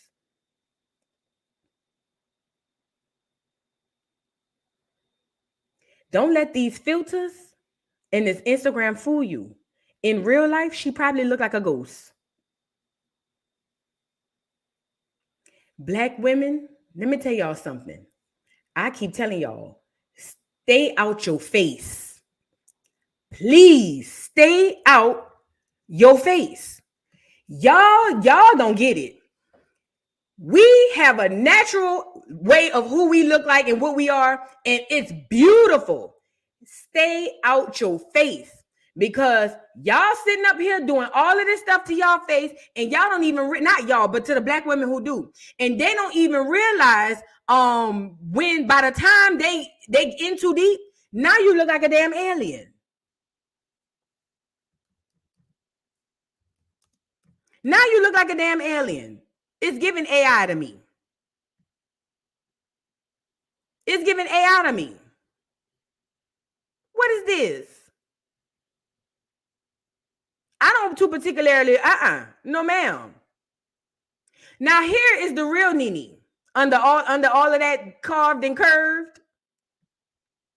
This here is what Nene used to look like. A black woman. Remember? Girl, did they clone Nene? Did they clone Nene? That's not the same person. Now, I know they used to give her crap about her teeth, so I don't have a problem with her getting her teeth done. But you let them people chop your nose in half? Oh my God. That's not the same person. She has officially joined the group Changing Faces. She might have taken Carly Red's spot as the lead singer. We might have to do a double lead singer. What is this? Nene, it's already gone. You can't bring back the face you already had. So, and again, if y'all ever seen somebody with a facelift in person, it is the scariest shiznai you will ever see. Okay? I'm telling you now. If you have ever seen anybody in person with a facelift, I'm talking about not on Instagram with the filters. Not that. If you have ever seen anybody in real life, I'm talking about standing next to you, talking to you with a facelift, it is the scariest shit, girl, scarier than Michael Myers. Do you hear me? Girl. But again, it was a time Black women didn't touch their face. Now y'all went to acting crazy, went to touching on your ass and all of that. But all right, fine. But now y'all done gone from dentures to faces, girl. And while we is trying to look like somebody else, the Nigerians is over here trying to look like us. Girl, you can't make it up. You literally couldn't make it up if it was written down on a piece of paper. Do you hear me? We trying to look like somebody else, and the Nigerians is trying to look like us. Girl, this is big. This is huge. This is astronomical to me.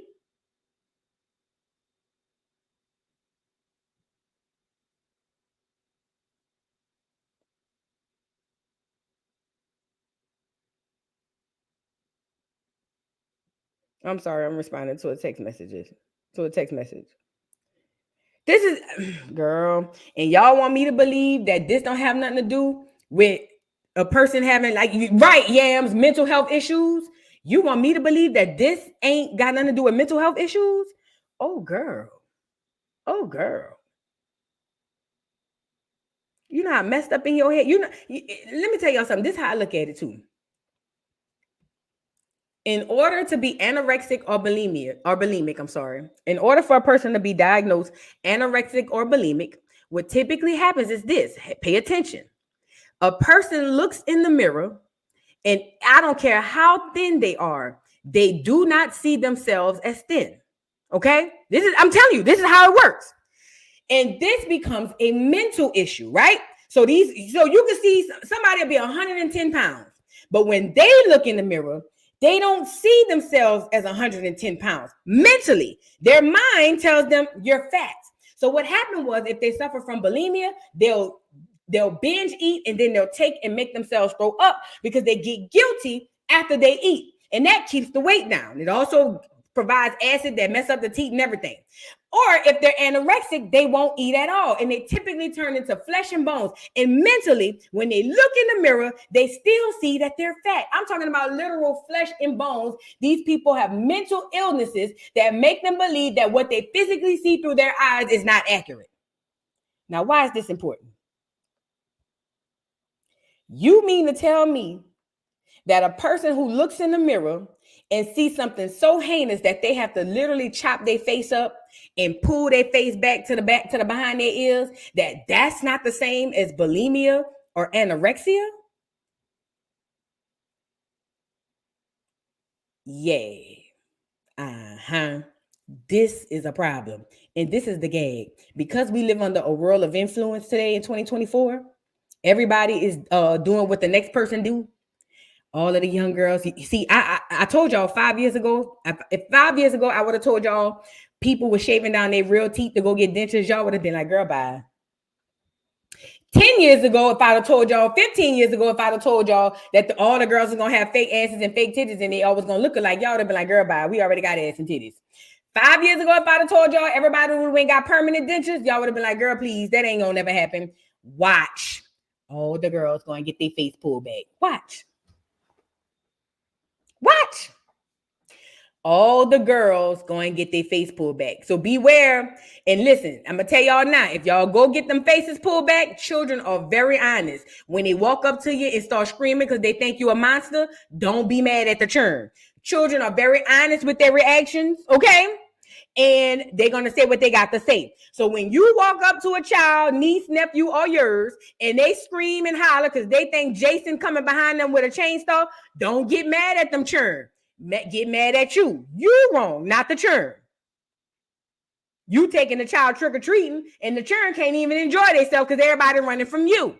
Don't get mad at the churn. Get mad at you.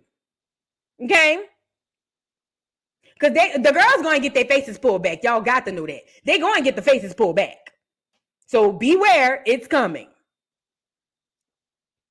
Don't get mad at them kids because they sitting around here scared to look you in your eyes. Bitch, I'm grown and I'm scared to look in your eyes. Quiet as it's kept. Okay? Poor Nene. That's a mental illness. I don't care what nobody says. Something is wrong there. Something has to happen about it. Something is wrong. That ain't normal. That don't go like that. Something is wrong here. We need to talk to somebody. Somebody needs to talk. Now I want to go here. Should I play the clip first? Hold on. Let me pull it out. Hold on.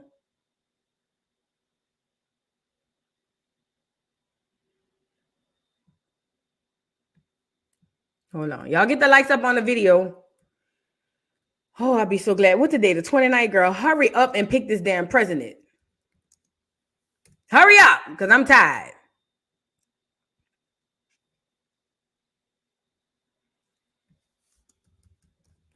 Y'all get the likes up. Because before I play the video, I want to pull up. Well, after I play the video, I want to pull up this. So Kamala did an interview with Shannon Sharpe. Oh, before we go there, Kamala did an interview with Shannon Sharpe. Now, I don't know how people were able to do this, but it was given the same consensus as the Breakfast Club as far as the people and how they felt about the entire incident. But Kamala does this interview with Shannon Sharpe, and they were able to pull the likes and dislikes. Now, typically, I would say this is untrue because I can't see it and verify it myself. However, when I went through the comments, the majority of them, even on the live comments and the posted after comments, majority of them people is not feeling Kamala. Now, according to this, she had 32,000 likes and 73,000 dislikes. Now, I didn't know how they found this. And again, in a typical situation, I would say that's capped because I can't see it to verify it myself. But when you scroll through the comments, 90% of the people in Uncle Shay Shay's comments, just like 90% of the people in the Breakfast Club comments were not for Kamala. They just weren't. She seems very disingenuous. She seems very put on and made up and propped up. It's giving Crypt Keeper tease. Like they give her the lines and she just remembers them and she just keep repeating them. She don't have her own identity. She don't have her own personality. She's just a cackling, babbling, gagging type of girl. So the people were not feeling this interview. Mind you, she went to Club Shay Shay. Allegedly, they said she was supposed to go to Joe Rogan and didn't want to go because Joe Rogan wasn't going to go off your script. See, Uncle Shannon, just like the rest of these Negroes, is going to give the alley-oop that Steve Harvey was talking about. And let me say this. Let me say this as well. Pay attention to who's in the Democratic pocket. Pay attention. Pay attention. All the people that's endorsing her are controlled by the Democrats. Yes, your faves. Meg too, for the hotties. Meg and all of these people are controlled by the Democrats. Okay? Pay attention to who's under that umbrella, okay? So, Shannon Sharpe is the last person to come along. Now, from what I hear, I didn't go see it, but from what I hear, they say Trump's interview did astronomical numbers on Joe Rogan, and she is struggling. Now, why is this important? They are going to make it seem like through propaganda that she's doing much better in the polls than she really is, and she's not. She's really not. Because if you look at reality and what the people are saying, the people are not feeling as a whole, the people are not feeling Kamala. Now, this is where that electoral college comes in. Remember, we talked about this before? Remember Remember we talked about the Electoral College before? And remember in the Electoral College, it says that the Electoral College has the right to choose and select who they feel is the next president. So meaning all of the whole state, the whole entire state of Florida can choose what's the man name? The orange man, Trump. But the Electoral College could come in and say, yeah, they don't know what they're talking about. We're gonna go with Kamala. I hope y'all know that, right? This is where the Electoral College comes in. So when they say your vote counts, does it? Does it? Because the entire state can vote for one party, and the Electoral College has the right and the duty to go the other way if they think that you don't know what the hell you talking about. Let's talk about it, okay? So now Skamala does this interview with Club Shay, thinking that she's gonna do the type of numbers that Cat Williams did. But see, the thing is, Cat Williams has personality, he has spunk, he has the it factor. Wasn't nobody coming to see you, Skamala? Most of the doggone comment section was dragging you down to the ground. See, she thought, I don't need to go to Joe Rogan. Yeah, he do numbers, but Shay did astronomical numbers with Cat Williams. Well, ma'am, you're not Cat Williams. You're not. So you're not going to do the numbers that Cat Williams did. You should have went on Joe Rogan, but you refused to let them people ask you real questions. See all that crap she was doing down at the barbershop, girl? It wouldn't surprise me if them people don't even know them people at the barbershop. That's just all staged. What they're doing is staging this thing to make it look better than it really is. That's literally all they're doing. Staging this entire thing to look way better than what is really going on. And with the power of the media and social media, they know how to engineer it in a way to make it look like the lady have a chance. But the fact of the matter is, according to what you and I can see and touch and hear when we speak to people on a daily basis, them people not rocking with no Skamala. We got some. But for the most part, the people either not voting at all or they're not rocking with her, period.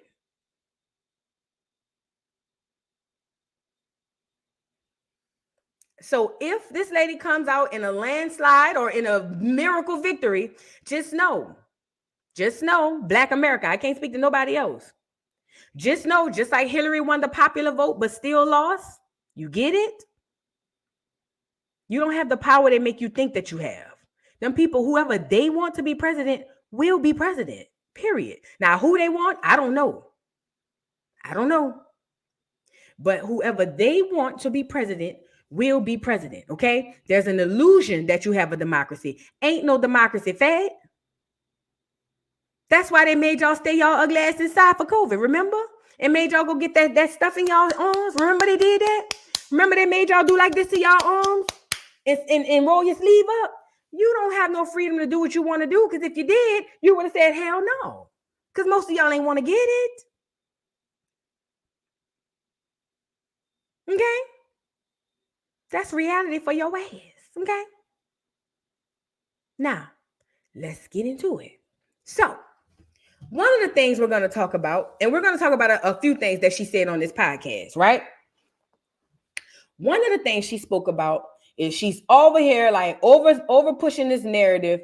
Well, Trump is going to get rid of the Department of Education.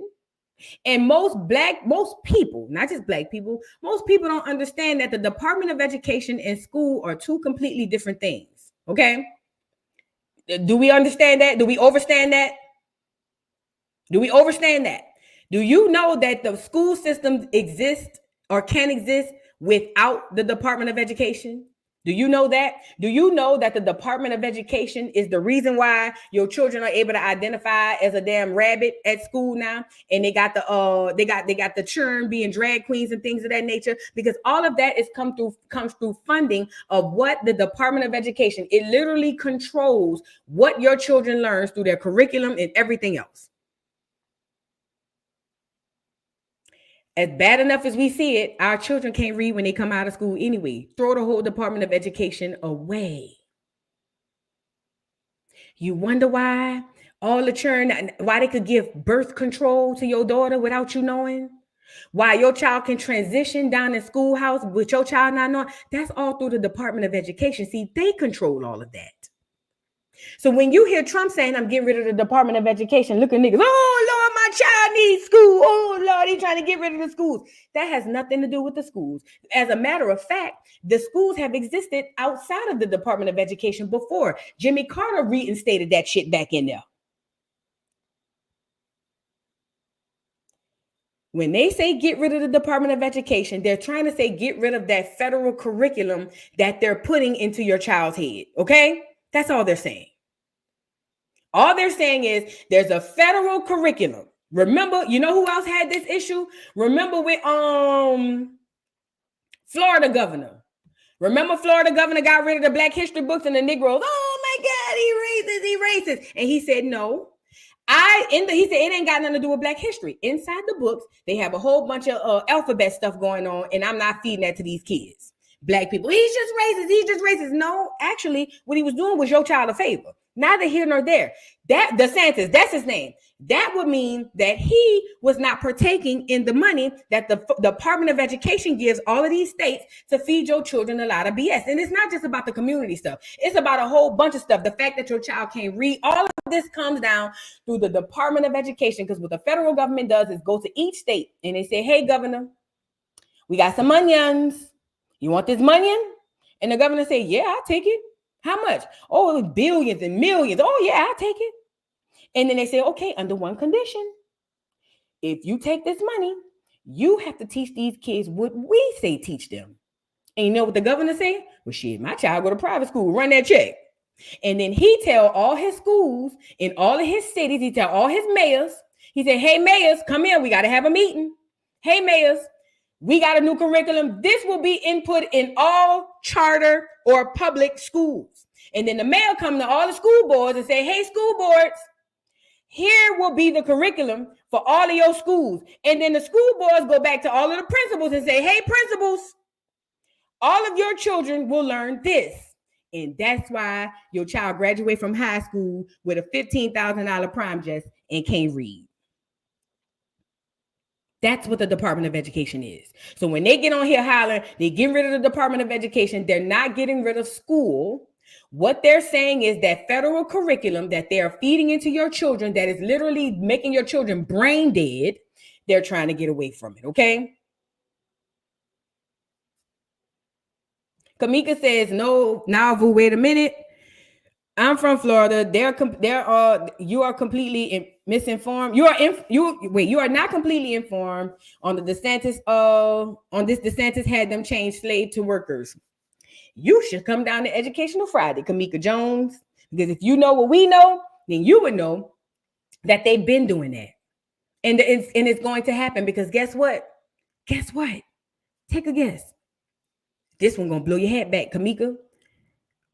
All of us wasn't slaves. Ooh, that's big, ain't it? Ain't it? Do you know that there's a low probability that your family were slaves? Do you know that? Do you know that most of them were workers? And do you know that the slave narrative that they put out really were workers? But this is not Educational Friday. Come on down to Educational Friday, okay? So when he turned slaves to workers, remember, prior to the late 50s and the early 60s, your grandparents didn't learn about no slaves. They just put that in the school system through the Department of Education. They just put that in the school system in the 50s and the 60s. Okay? So if they put it in the 50s and the 60s, they didn't tell people that before that. And to be completely honest, I would rather my child not think of themselves as a slave, because you're not. Most of us were sharecroppers. Yes, SL. Most of us were sharecroppers. Now, were we slaving? Yes. Were we working for low to no wages? Absolutely. But were we slaves like they told us? Nah. But do your genealogy, though, for real. Because a lot of y'all will realize that a lot of us were not slaves. A lot of us actually own land. Surprise, surprise. Surprise, surprise. So technically, he's not wrong in that either. He's not wrong in that either. And plus, I say get rid of the slave narrative because my people have been chained by that narrative like crazy. Oh my God. Slavery. Ooh, girl, we be chained by that. I don't want my children in them mental chains. I tell my daughter all the time, girl, you ain't come from no slaves. Did the genealogy. You ain't come from no slaves. I don't know, but some of us did, but you didn't. Some of us did, but you didn't. All right, now, let's get into her scare tactic with the Department of Education. Remember, all she does is scare tactics. Her thing is get on here and make people think that they're going to get rid of the Department of Education, and people who are not knowledgeable on this are going to look at it and say, oh my God, they're trying to get rid of the schools for the children. And that's not the truth. But it's all a scare tactic. And that's all her whole campaign has been about, this Department of Education and this whole thing, period. Look. Trump on a TV show, and he talked about defunding the Department of Education. Yes. Basically, we know that's going to affect communities like us that don't have the resources. And then because he says he doesn't, if they talked about slavery, which is a part of our history, it's that they're trying to cover up. Yes. That they're trying to cover up. They talk about racism. Pause. Now, I ain't mean to pause right here. Is slavery a part of some of our history? Yes. Is slavery a part of all of our history? No. If you do your genealogy, you will see that that's not true, number one. Number two, it's so disingenuous coming from the person who took our freedmen's bank. Let's go back to slavery. See, after we were let go out of slavery, we came up with something called the Freedmen's Bureau. These are freed Black slaves, right? Let me give y'all a quick little tidbit of history. A bunch of freed Black slaves came up with something called the Freedmen's Bureau. That was our own starting of our own government, banks and everything. Under the Freedmen's Bureau, we had the Freedmen's Bank. The Freedmen's Bank was literally a bank for who? Freed slave Black people. Only for us. People put all their life savings in it, put everything in it. And guess what the government did? Took all their money and got rid of the bank as a whole. Right? All right, cool. So guess who came in? Guess who swooped in and took our Freedmen's Bank and gave it to all of the foreigners? Guess. Take a guess. Guess who came in and took our Freedmen's Bank and gave it to all of the foreigners with the hard R? Take a guess. I want to wait to see who's going to catch it. There you go. Thank you. So when she say, and they're trying to cover it up, well, bitch, run us back our Freedmen's Bank. Why is everybody, I'm going to get it. Why is it that everybody get the Freedmen's Bank except us? Hold on. I'm going to get it. Because I want to come with receipts today. We talked about this on this channel before. I want to come with receipts today. Y'all get the likes up. Y'all get the likes up. Because I refuse to let this lady do this. Hold on. Because see, what I'm not going to do is allow this lady to come on here and act like she really is trying to save Black America from being played on. Oh, and and they're trying to cover it up. Well, why did you steal our Freedmen's Bank, ma'am? Ma'am, hello? Ma'am, hello? Why did you take our ancestors, something that our ancestors worked on? Matter of fact, most of y'all, some of y'all may have ancestors whose money was taken from the Freedmen's Bank. You want your reparations? Do your genealogy. You're probably going to find that your great-great-great-granddaddy was a person who had $1,000 in the bank back then, was probably valued today at $100,000. Who knows? You know what I mean? She's the one who took the Freedmen's Bank, okay? Let's get into it. We about to play the receipts. We about to do it. Shout out to Phil with the Black Diaspora News. Look at what she did to our Freedmen's Bank. This is our stuff from our ancestors. Look. Founded by the United States Congress in 1865. It was a bank unlike any other our nation had known. Freedmen's Bank was established to serve Black Americans newly freed from slavery, to help them build wealth and to build a better future. Pause. She always acknowledges how we were played. So she just said it. Freedmen's Bank was established to help Black Americans free from slavery and to get an economic woo-woo-woo. Now watch. She's acknowledging what it was for, but watch what she says. Watch what she says she's going to do with it. Check it out. At Freedmen's, to open a savings account, you just needed 5 cents, which, as I've calculated, is about $1 today. In the years after its founding, tens of thousands of Black families opened an account at Freedmen's. They saved up to buy a farm, to build a home, to open a business. Even school children saved their pocket money to deposit it in this institution. And then 9 years later, after the bank first opened its doors, because of an economic downturn and because of the organized assault on the project of Reconstruction, Freedmen's Bank was forced to close. Over 60,000 people lost their savings. Do your genealogy. Over 60,000 people lost their savings. Gone. I'm talking about they can't get it back. Gone. Now she's acknowledging all of this. Pay attention. Now, Freedmen's Bank was guided by a vision.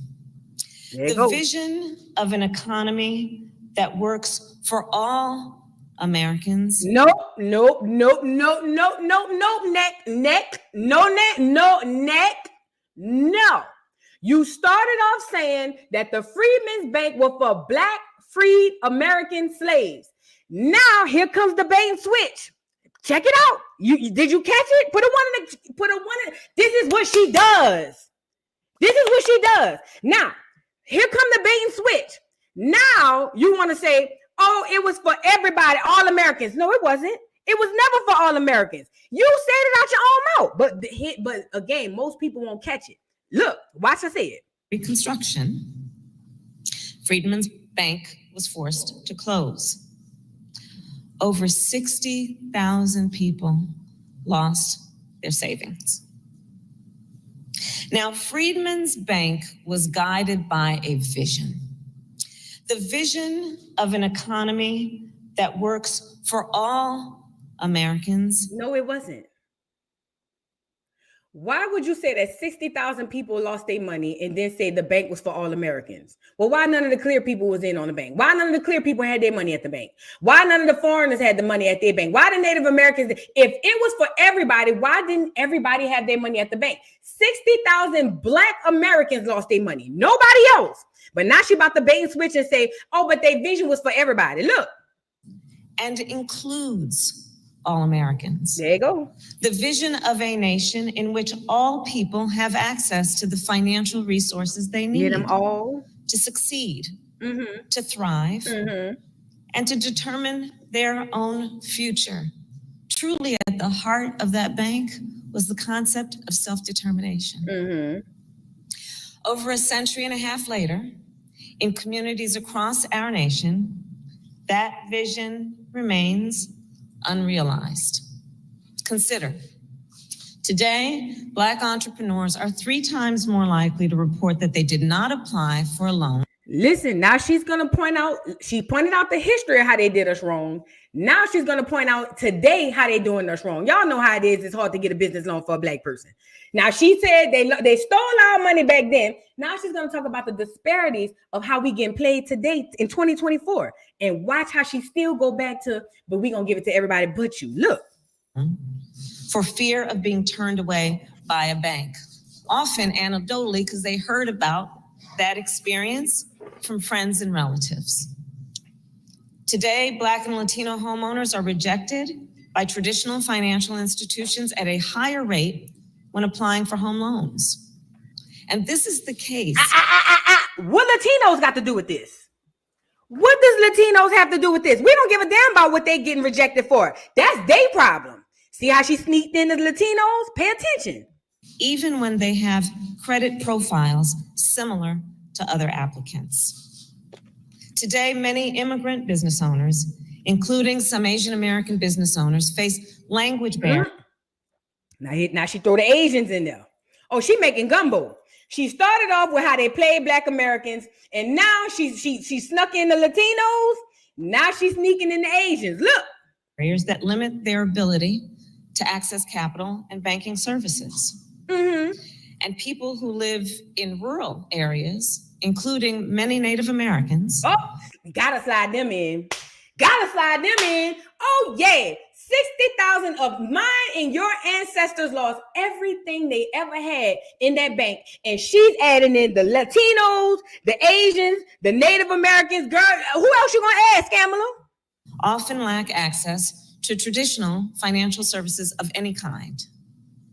So President Biden and I know that for our nation to succeed, these disparities must be spoken of, acknowledged, and addressed. One of the last actions, as you heard Secretary Yellen mentioned, I took as a United States Senator was to team up with Leader Chuck Schumer and Senator Mark Warner and Senator Cory Booker and Chairwoman, Maxine Waters, to invest $12 billion in community lenders, which of course are financial institutions that predominantly do business in overlooked and underserved communities. Last month, I was proud to announce that because of that hard work and the work of many of the leaders in this room, our administration has distributed more than $8 billion of that investment to 162 community lenders across our nation. Put a 1 in the chat if you received any funds from the Freedmen's Bureau or the Freedmen's Bank. Put a 2 in the chat if you ain't received a goddamn thing. Put a 1 in the chat if you Black, if you're a Black American and you are somebody, I'll rephrase it. Put a 1 in the chat if you or somebody you know have been able to receive funding from the Freedmen's or the Freedmen's Bureau or the Freedmen's Bank since all of this happened, right? Put a 2 in the chat if you or nobody you know have received this stuff, because this is what I'm trying to tell you. This is what I'm trying to tell you. This is what she does. This is what she does.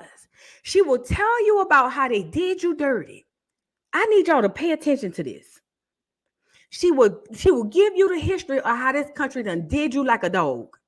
She'll even talk about how it affects you to this day.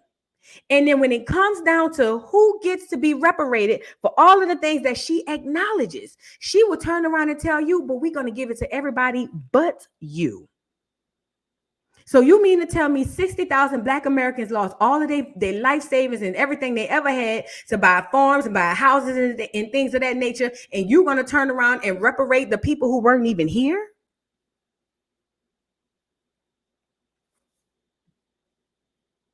Have y'all, did it catch on? Is the light bulb going off?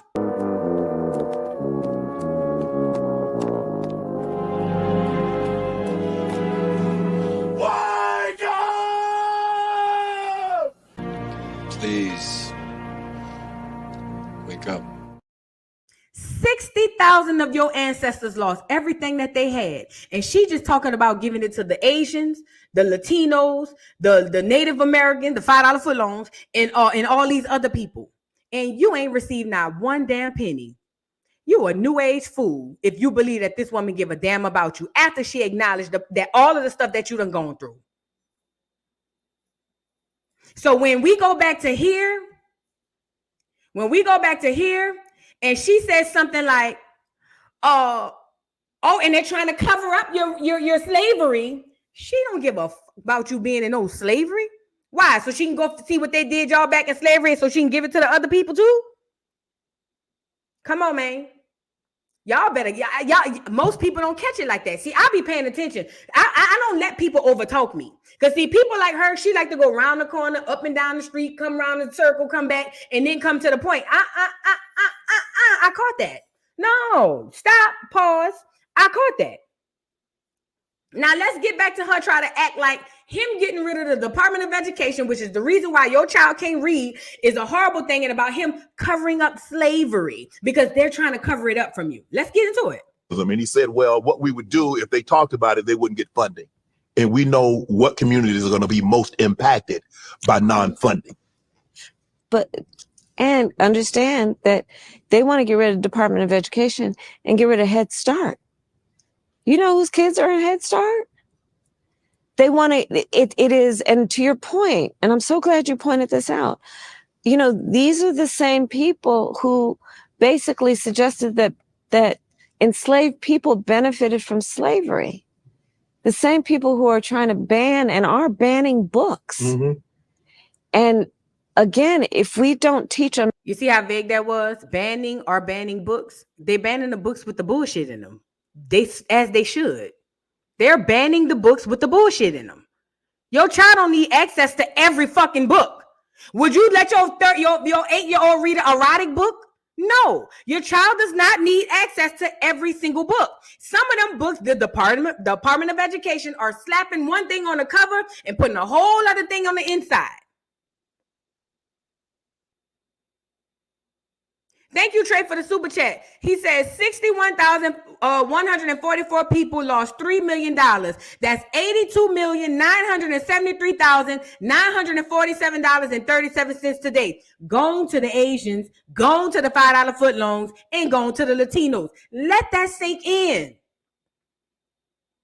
Let that sink in. 61,144 people lost $3 million back then. That is equivalent to $82 million, almost $83 million. And y'all want me to sit up here and say, oh, well, but voodoo. And y'all want to, and this the thing, y'all running and hollering reparations down at Tariq Nasheed. Why y'all don't take this to Tariq Nasheed and say, Tariq, you want to know we can get some of us could get reparations? Look. All that vague shit talking about we was all slaves, run us to check. Them people not going to do that, and he know it.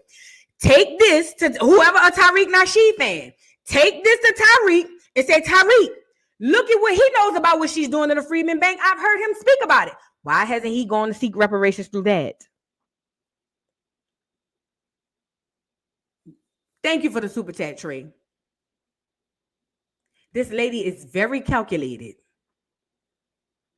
So now she over here talking about, oh, well, they trying to take Head Start. Do you know whose babies are in Head Start? They're banning books. Yes, the wrong books, and they should. You should look at your governor sideways if he let any book come through your child's hands. You should look at your governor sideways if he allowed any book come through your child's hands. America's full history, we will never ensure that we don't make the same. Yes. To do those same things again. Let's learn from that painful part of our history to make sure we don't repeat it, but not by not covering it up. Let's have an open and honest conversation about it. It happened.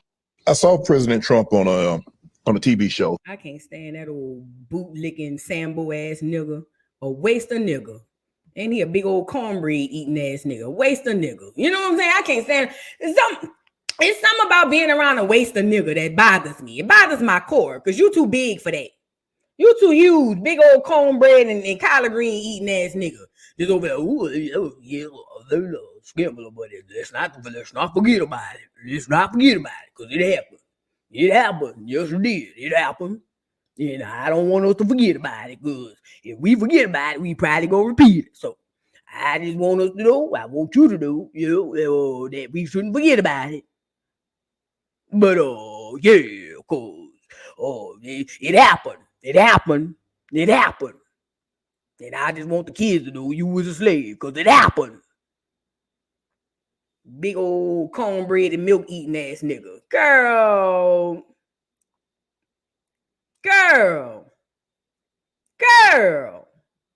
It happened. Because I don't want nobody to think it didn't happen. It happened. It happened. I just want y'all to know. I don't see we don't want to go long in the life and then don't know that it happened because it happened. It always happened. So we can't repeat it because it happened. And I don't want it to re-happen because it happened. Get your heavy mouth ass up. Get your ugly ass up, boy. Get your ugly ass up. I can't stand Shannon Sharpe. Big old nigga head look like a box Chevy. You know what I mean? I don't know. Girl. Shout out to Candace Owens. I watched Candace Owens live yesterday. Candace Owens went up in there, cut up. Do you hear me? Candace Owens did this interview with this Asian guy who knows Scammer from back in the day. She was indeed married. She is a Jew. She have no Black American ancestry in her, but still Negroes fall under the banner, the blood-stained banner of we's all the same. Even though your elders tell you every day, all skin folk ain't kinfolk. Shout out to Candace Owens. Put the nail in the coffin. And listen, anybody who will lie about who they are, you should already squint your eyes. It has been said on many different occasions that this was the first Indian this, the first Indian that. Check it out. To introduce the first senator, and I'm not going to say this, the first senator of Indian-American heritage in the history of U.S. Senate.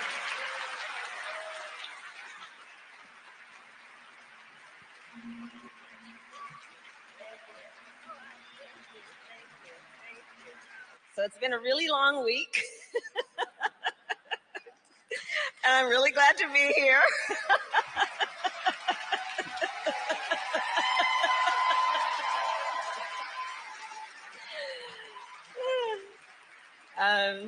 But I want to thank you. And my Chitti is here, my mother's youngest sister, Chinni Mahalakshmi Subhash is here. And I want to thank her. She flew in from Toronto to be with us this evening. Please, Chitti, will you wave? It is my true, distinct pleasure. It's giving psychopath. It's giving psychopath. Well, now we done played all her accents yesterday that she had. But y'all, how do y'all not see it? This is crazy to me. This is insanitary. That's what this is. This is insanitary. She got her Chitti in the audience. But she on here stomping y'all with y'all, making y'all believe she a Black American because she went down to an HBCU, allegedly. Allegedly went down to an HBCU. You know what I mean? And she pledged AKA. Those things do not define Black people because most Black people don't go to HBCUs and most Black people do not go to do AKAs. Pledge. That's a very small, minute group of Black people who do that. But look, the people in the comments was clocking her tea. The people in the comments, remember, they were able to, I don't know how they're able to do this, and I'll check it out later, but they were able to count the likes and dislikes. And the comments didn't disappoint. Somebody says the children of the community are the children of the community. She's dropping her greatest hits today because she just was saying anything. This is one interview you should skip. That's too stupid. I was raised in a middle-class family and have been unburdened by what has been burdened by what has to come. This is some of the stuff she was saying. Tell me how she's Christian, grew up Hindu, and was celebrating Kwanzaa. Girl. What's your plan to address this going forward? Kamala, my plan is to do what we need to do. Oh, she did a lot of that. She didn't take that shot because she knew she would start telling the truth. The people were eating her up in the comments. Do you hear me? Eating her alive. Look at somebody say, so Cat Williams was 100%, 1,000% correct, a million. You have an allegiance to losers, Shannon. She did this thinking she would get cat numbers. Didn't I say that? Didn't I say that? She thought she was going to get cat numbers. Negroes don't care about that. Listen, I need y'all to be aware of what's really going on. This lady's playing. Now, she's seeing, remember, don't for 1 second believe, hold on. Community that she wanted her children to be raised in. Do not for 1 second believe that she's not hearing what Candace Owens is doing over there on YouTube. Shout out to Candace Owens. Candace Owens has been able to pick this lady's entire genealogy apart, and nowhere in her genealogy is a Black American. As a matter of fact, she don't even have Black Jamaican in her family. She's all Irish, all Indian, period. In South Asian, or one of them Asians. Ain't no Black Jamaican in her family. ain't no black American in her, ain't no black nothing in her family. So you be a new age fool to believe that this lady hasn't seen that people have been uncovering that, girl, you lied about your history. You ain't no Negro. So she is going to kind of talk to this by saying, now, and black people, my black people, y'all love to say people code switching. This ain't got nothing to do with code switching. Code switching is putting on your bill collecting voice or your bill paying voice versus talking and hollering at your children. This lady is cosplaying. That's not code switching.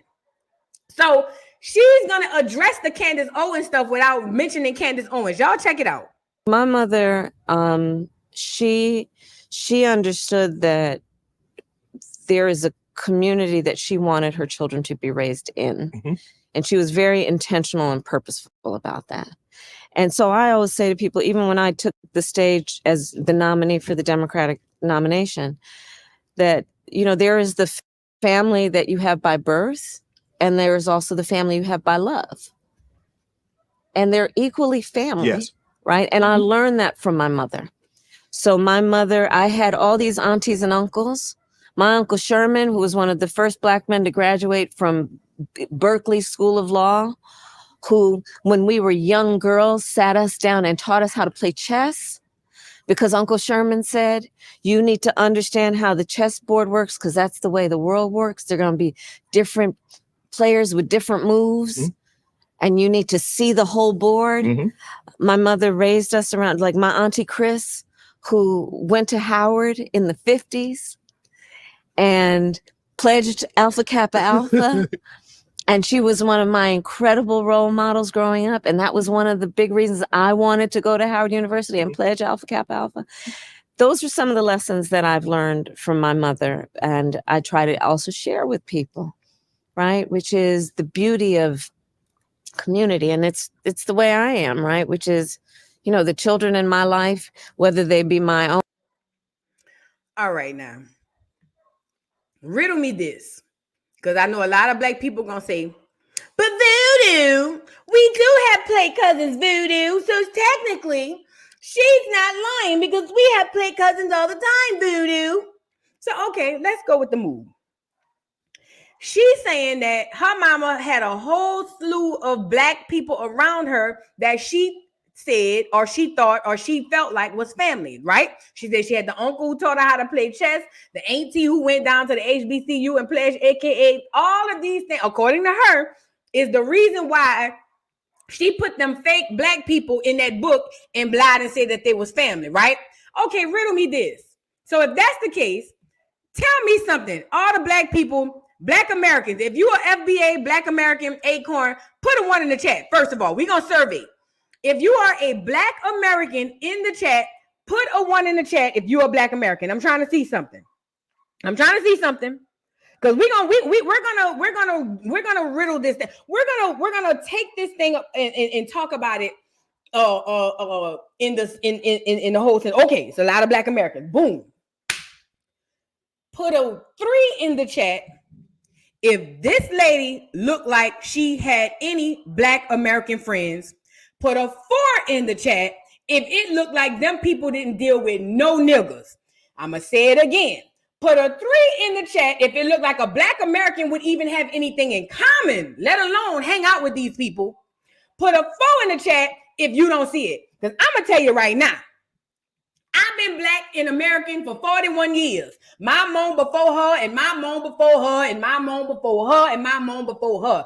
And I have never seen them have friends with the likes of these people. As a matter of fact, Indians have been extremely racist toward black Americans. Can we talk about it? What we doing? We talking or we playing?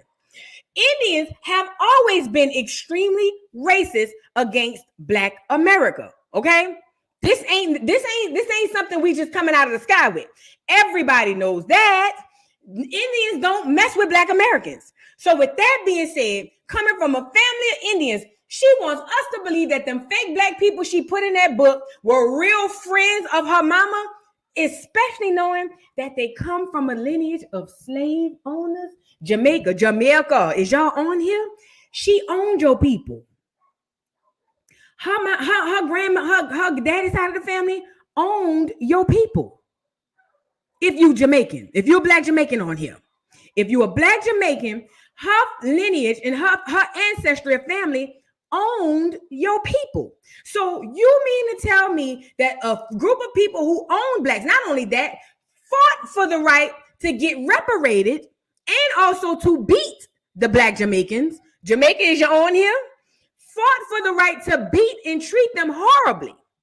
And you want me to believe that these are the people who had black American friends that they trusted around their kids and they just wanted to, and these were her play uncles and aunts? What are we doing here? What are we doing here? She lied. That's the point.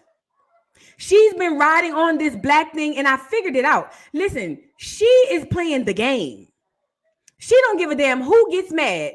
She is playing the game. You are never the Black America. You've never been the minority. I know they tell us that you're not the minority. You are the majority. That's why they need you. That's why she's sitting up here cosplaying as you, because she needs you. And you want me to believe that this woman is saying that these people were her play uncles and aunts who taught her how to play. No, girl, that was the groundskeeper. Girl, that was the maid. Girl, that was the lady who nursed her when the Indian woman boobs wouldn't produce milk. Let's talk about it. Let's be candid about it. That was the lady who picked out your mama clothes and combed her hair and made sure that was the driver, girl. That was the driver. That wasn't her uncle. What we talking about? Wasn't no uncles and aunties around there, girl, playing with this girl. That was the nanny. That was the nanny. Yeah, that was the cook. That was them people. That's who that was. And I need y'all to understand this. Overstand it.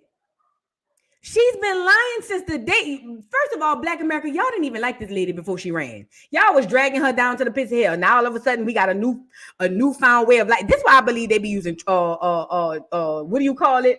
Witchcraft, because I couldn't believe it. I couldn't believe how we went from not liking her to just all of a sudden now we all pro Kamala. What? Listen. Those were not the people that were friends with her mama. Her mama looked like she don't even like black people. I don't know the lady. Rest in peace, I guess. I don't know. But she don't even look like she have a black person in her vicinity unless they working for her. And you want us to believe sitting down with that old heavy-tongued bastard? See, and I need y'all to understand this too. I definitely need y'all to understand this. These people would have never been capable of conquering us the way that they did if it wasn't for an old thick neck, thick tongue, big old neck bone eating ass nigga like Uncle Shannon. It was always one like that, okay? These people are not capable of doing anything they need to do unless one of us is helping and assisting, okay? So all of these people who's helping these people to lie to us are getting paid handsomely, and they're selling us down the road because these people are the people who are trying to be in charge, because it's not about white supremacy. It probably never has been on a higher level. It is about, hey, line my pockets and you can have all these Negroes. And she said, okay, Shannon, I'll line your pockets. So she pays him, and then she goes on the doggone interview, and then he says, oh, well, Carolyn, they want to do this to our people and that to our people. She said, yes, Shannon. Yes, Shannon. And then he makes his money. She gets the position of power, and me and you down here at the bottom get the short end of the stick. And now what you wonder why you can't afford your rent and your taxes, and why it's all going to migrants who telling you lazy. It's always a big Sambo, neck bone, collard green eating ass nigga out the country with a heavy tongue helping one of these people. They don't exist without us. You get it? I hope y'all can see the mouse. This cannot happen without this. Not even the cosplaying foreigners with the hard R. This does not happen without this. So when I see this attached to this, or even when I see this outside of this, I can't stand this because I understand that this is the big reason why you and I are fucked up to this day. You get it? So don't ask me why I don't like no celebrity. I hate them all. You get it? I hate them all. Like Pokemon, gotta catch them, oh, gotta hate them, oh. I hate them all like Pokemon. I hate them. So don't ask me why I don't like no celebrity, because I understand what their real job is. See, football, basketball, singing, dancing, acting, that's one thing. That ain't the job. The job is to sell you down the road, duck, duck, goose. You get it? So when she's having this conversation with him, immediately I'm saying to myself, he know good and well she full of shit. As a matter of fact, they probably gave him the questions to ask her, and that's how she's able to babble and trump this and trump that, and he just go, oh, okay, boss, all right, boss. Yeah, because they try to make us forget. We don't want to forget, because we got to remember, we were slaves. I want my kids to remember. I don't want my kids to forget. All the kids got to remember, too. Yeah, boss, yeah, we got to remember. You feel what I'm saying? I can't stand these people. I can't stand them. None of them. Now, I want to go to another clip. Hold on. Y'all get the likes up on the video. Listen, that lady ain't for you. When she said it the first time, when she said, I'm not going to do anything just for black people. No. Remember she said that? She meant that. Best believe. She said what she meant because she meant what she said. Okay? She just took the Freedmen's Bank and gave it to the Asians, the Latinos, and the $5 foot loans. She gonna take everything else, okay? Now look. Maxine Waters, people like Hakeem. Let me pause. Now here, she's talking about the stimulus checks. Now they believe that most black people are voting Republican because of the stimulus checks. And that should be an insult too. That means that they think that all you care about is the $1,200 and $1,500 or whatever it was you got during the panorama. They believe, and so they've been going around all over, Michelle Obama too, telling everybody, that Trump didn't give you those stimulus checks. Check it out. Pay attention. You know those checks that went out? Yes, those skimmies. Right. Right. Stimulus check. Yeah, I know. Well, right. Yes. Yes. We got to be for stimulus, but they call them stimmies. Okay. The reason those came about is because there was a Democratic majority in the House of Representatives and Congress. Mm-hmm. People like Maxine Waters, people like Hakeem Jeffries, right? Yes. Who did the work of pushing to say, people need help right now, and we need to send out checks. There was a whole lot of opposition to it, including from Donald Trump's White House. Yes, even him. I think he was resistant to it at first. Yes. That's why those checks, remember, Congress holds the purse. Yes. So really, Congress wrote those checks. But then Donald Trump, unlike any president before or after, decided he put his name on those checks. So therefore, people thought Donald Trump, they gave me that check. And so let's clear that up first and foremost. Okay. But let's also deal with, those checks that went. Okay. First of all, most people are not voting Republican because of no damn stimulus check. But that's what she deduces us down to. Weed, stimulus checks, and a small business loan that we'll never get. So cool. Let's address the stimulus checks. Now, I don't want us to have revisionist history, right? No, let me back up before we get to revisionist history. She said Congress holds the purse. See, when I hear stuff like that, I think different from the masses. So if Congress holds the purse, when are people going to start focusing on who's in Congress? See, because this is what the Democrats and the Republicans do. The Republicans said, well, we couldn't do this because of Congress, and it was Democrats that was in Congress. And then the Democrats will say, well, we couldn't do this because of Congress, and it was the Republicans in Congress. Or they'll say, hey, this happened because the Democrats was in Congress. Or the Republicans will say, this happened because the Republicans in Congress. Every 4 years, we get riled up about the person who's only a figurehead who really don't make no decisions. When y'all gonna start talking about voting on what's going on in Congress? Now that I can get behind. When are we going to figure out, okay, if Congress is the one who really controlling all of this, shouldn't we be looking at Congress? Shouldn't we be turning around and saying, well, hold on then, Scamala, you stand by. Congress, who over there? Because Maxine Waters, old decrepit ass, been on there for how many years? 100 years. She got to go. Now, that's one thing I want to say.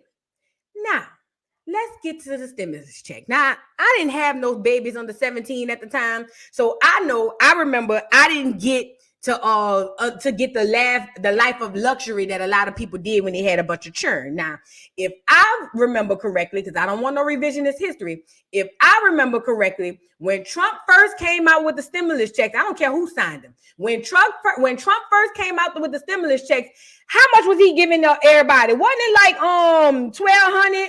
And then like for each person, and then it was like another 12 or something for the child. Put it in the chat. Put it in the chat, because it's not about the check. It's about the lie. It's not about the check. It's about the lie. He was giving $1,200, and then he was giving another number for the kids. Because everybody who had kids, they was getting money. Do you hear me? I know people had 4, 5 kids, girl, going to the bank. Do you hear me? And I was mad because my daughter was over 17, so I couldn't get it. If I recall, when Biden got in office, wasn't he the one who reduced the amount of money that went to the people as far as the stimulus checks? I think they gave me like $600. I think the last check once Biden got in office was like $600. Put it in the chat. Am I lying? Now, I'm just a single family household because my daughter was over 17. So I remember my check went from $1,200 to like $600, and it's just me. So if Congress holds the purse and Trump had nothing to do with the stimulus checks, then why, when y'all got in office, the stimulus checks were reduced? Help me out, please. I need somebody to help me. I don't know. Again, I don't know politics. I know common sense. If Trump has absolutely nothing to do with the stimulus check, it was all Congress, right? Okay, boom. Congress is the one who gave us $1,200. Then why, when y'all got in, coincidentally, the checks were cut in half? Not only that, then they cut off altogether.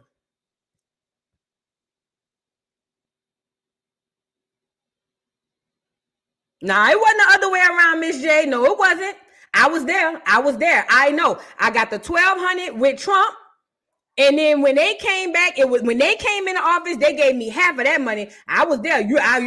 We not about to matrix me. I know what I was there. I was there because I was watching everybody balling mad. I was like, damn, this is the only time I wanted a bunch of kids, because everybody was balling. And then as soon as they got in, it went down. It went down. So I don't know. But the point I'm making is, first of all, it was never about the check, because nobody is voting for a stimulus check. People, if you really want to know, people voting because the economy is horrible. We can't afford to pay our bills and pay our mortgages and rent and feed ourselves. That's why the people is voting Republican, because the Democrats have messed it up.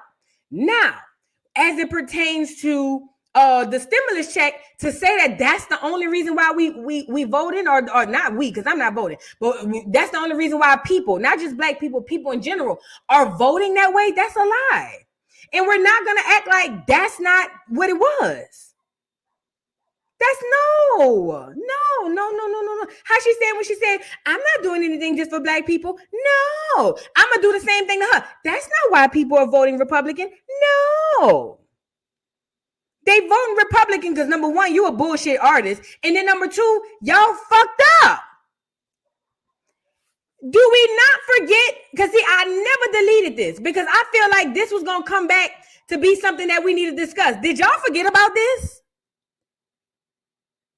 For those who don't know what this is, illegal immigrant, as they call them, migrants, left their receipt in a grocery store or in a store.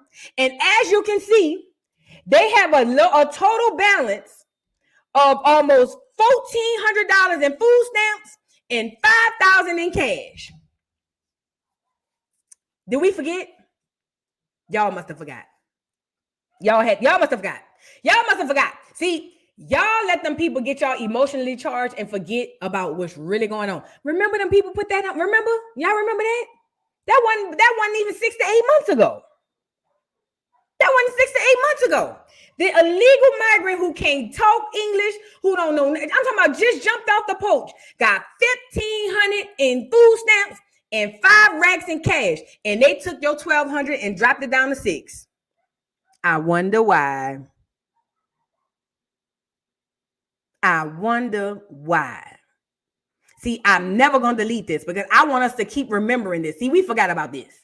I'm never going to delete this. You got 1,200, then you got 600, and they giving them per month. Oh, yeah, don't let this part go over your head. Per month, this is what they giving them people. People that couldn't even get FEMA relief after the hurricanes. And I'm talking about clear people and all. People couldn't even get FEMA relief after the hurricanes. But the migrants is eating high and fat off the whole. You get it? Y'all got to be strong. So I didn't want to do the revisionist history thing, okay? I didn't want us to say, and listen, if you wonder why everything's going up, because they need to put that money elsewhere, okay? And that's where they putting it. So as you can see, these people eating good while you trying to figure out how you gonna pay your bills.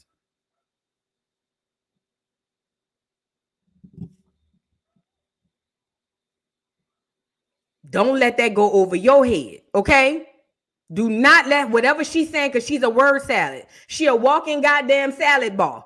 She's a word salad. I don't care. Listen, I've been like this since a little girl. I don't care what a nigga say. What is they doing?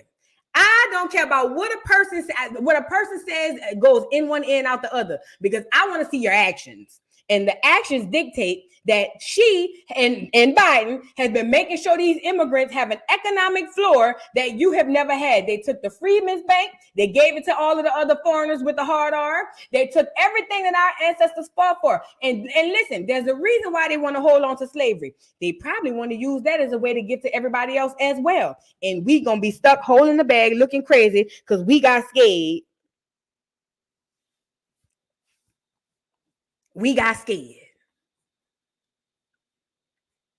Because slavery, ooh. Jim Crow, ooh. White supremacy, ooh. Because black people having a bad dream.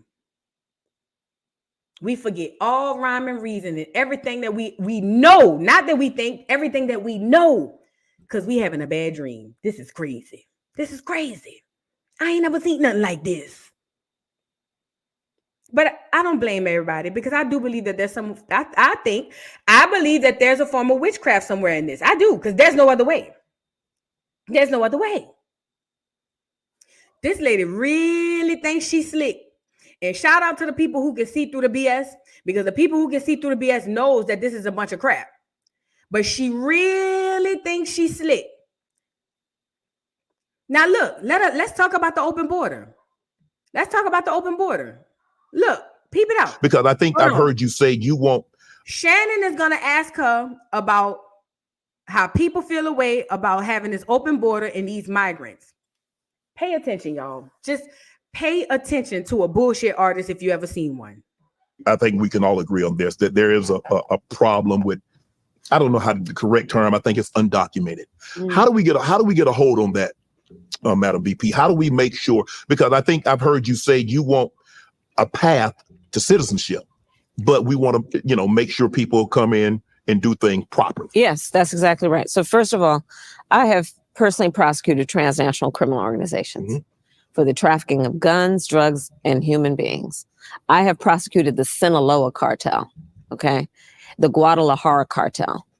So I put my record up to anybody in terms of how strongly I feel about having a secure border and making sure that there is not that kind of trafficking into America. I think we can all agree on this, that there is a problem with, I don't know how the correct term. This man asked about the illegal migrants, and she started talking about the cartel.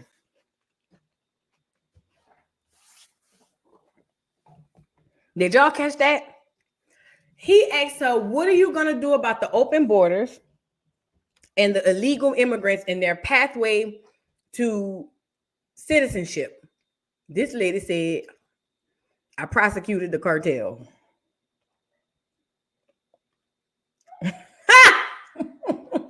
You listen, you literally can't make it up.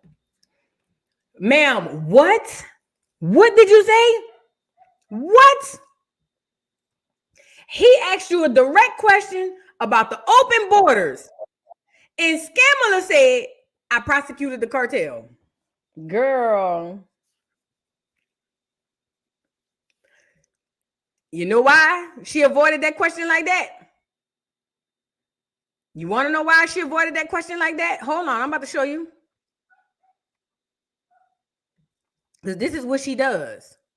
The reason she avoided that question like that is because if she goes deep into that, then she'll have to explain this. You get it? See, if she go to talking about, oh, well, yeah, the borders were open and we got a lot of illegal migrants. If she acknowledges that, she has to acknowledge this. And they don't want to go there. That's why I said whoever in her ear, in that earring, must have told her, talk about the cartel, talk about the cartel. Oh, yeah, I just want you to know, yes, I prosecuted the cartel. Bitch, what? What? I didn't ask you that. I didn't ask you that. What are you talking about, ma'am? Hello? What are you talking about? I didn't ask you none of that. What are you saying? What? And look, again, this doesn't exist with these Negroes, these Sambo Negroes, right? Because he just went on to the next question. He just went right on to the next question. That's it. Right on to the next question. Because he got to follow the script. That's what he does. He has to follow the script. Now, I want to show y'all this piece because look, she on here, girl. She had me blue. This lady was on here talking about the first person she called when she got the news that she was going to be running for president was her pastor. Girl, wait. I don't even know if this is a timestamp, but let's hear it. I work out every morning. Okay.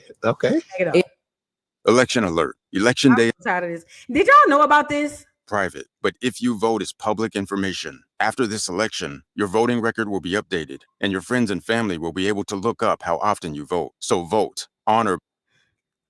Pause. Did y'all know? I always see this commercial. Do you know why they're doing this? In my opinion, they're making your voting record public so that other people can shame you into voting. Do y'all know that, right?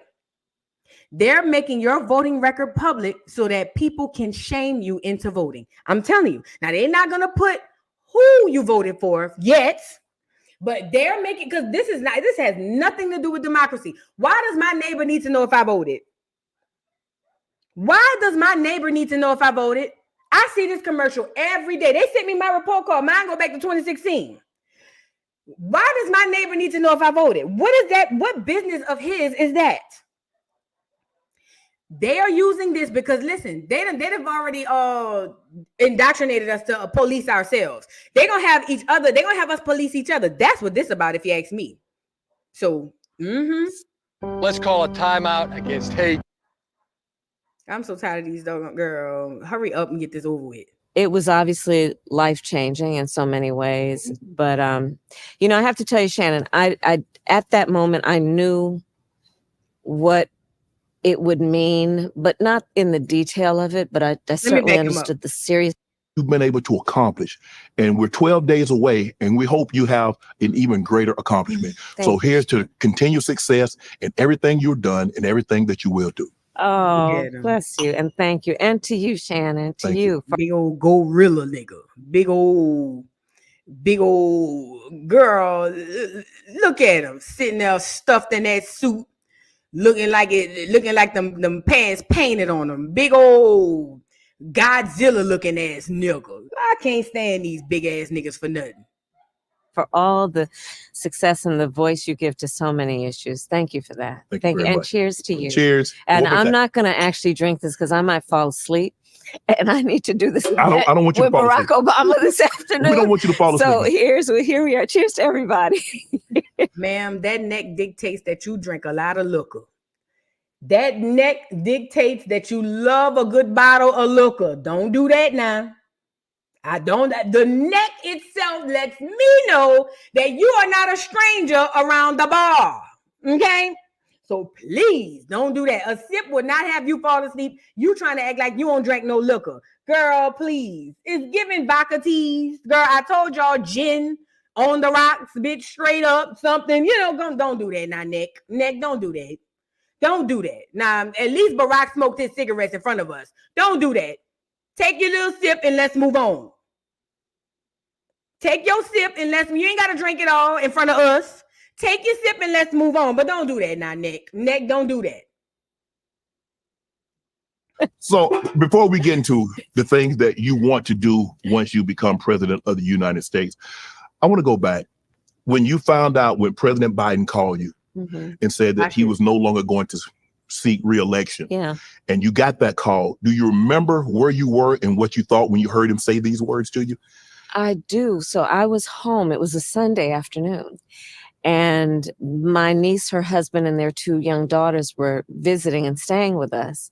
And I promised the kids I'd have pancakes and bacon and everything. Okay. Bitch, them children ain't eating no pancakes and bacon, and you ain't cooking it. Girl, good leg. See, that's a nigga meal on a Saturday when they go by the auntie and your grandma. See what I'm saying? She pandering. Now she talking about she was supposed to get up and cook pancakes. And have y'all seen the food she cooked for Doug? Come on, ma'am, neck. Don't do that. Don't do that. Pancakes and bacon. She said on here she eat a spinach omelet for breakfast. What nigga you know around here eating spinach omelets? Help me out. Help me out. What nigga you know around here eating spinach omelets for breakfast? Girl, we gotta have sausage and bacon in that and ham or something. We ain't eating no. First of all, we ain't making no omelet. We just gonna scramble it up. First of all. Now, when we go out, we get bougie, we order the omelet. But we're not making no omelet. We just gonna scramble it up. But we got to have the meat. Bacon, ham, or sausage. You know what I mean?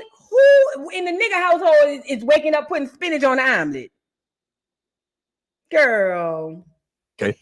And then after that, I had a puzzle for the kids, and we were sitting down to do the puzzle. Okay.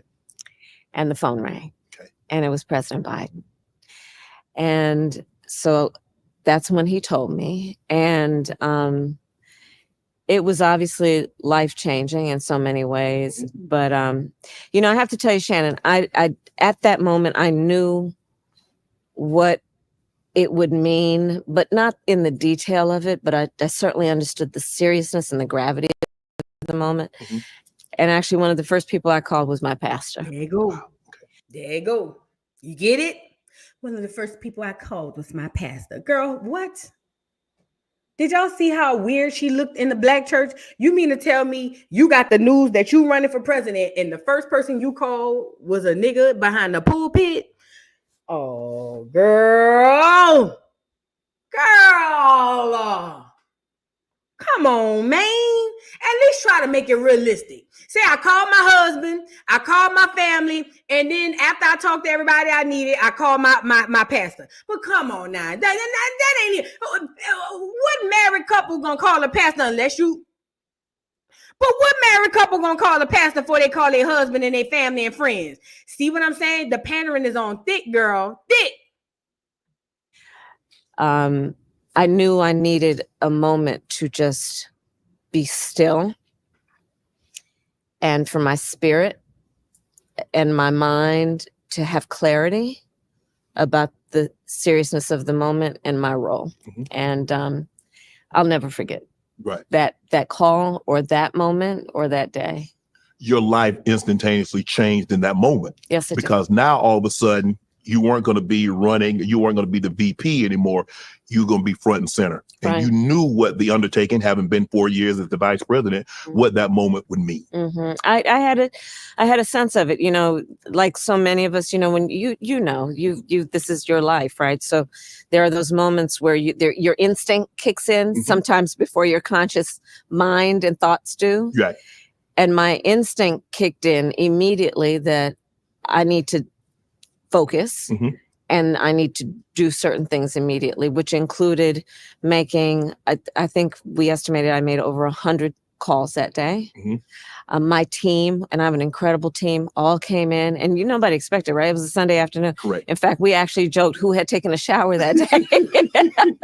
Because, people, different people and, a bandana around their head, just, and came in, and we then for hours and hours, well into the night. Did you tell them? Did you tell them why you had summoned them to come to your place? Did you give them that news, or were you waiting for them to get there to share that news with them? Well, so the news started to, as you can imagine, pretty much immediately, and but you know, what I love, and it's certainly my own work ethic, that there is no job too small or too remind folks of the power of their voice. Mm-hmm.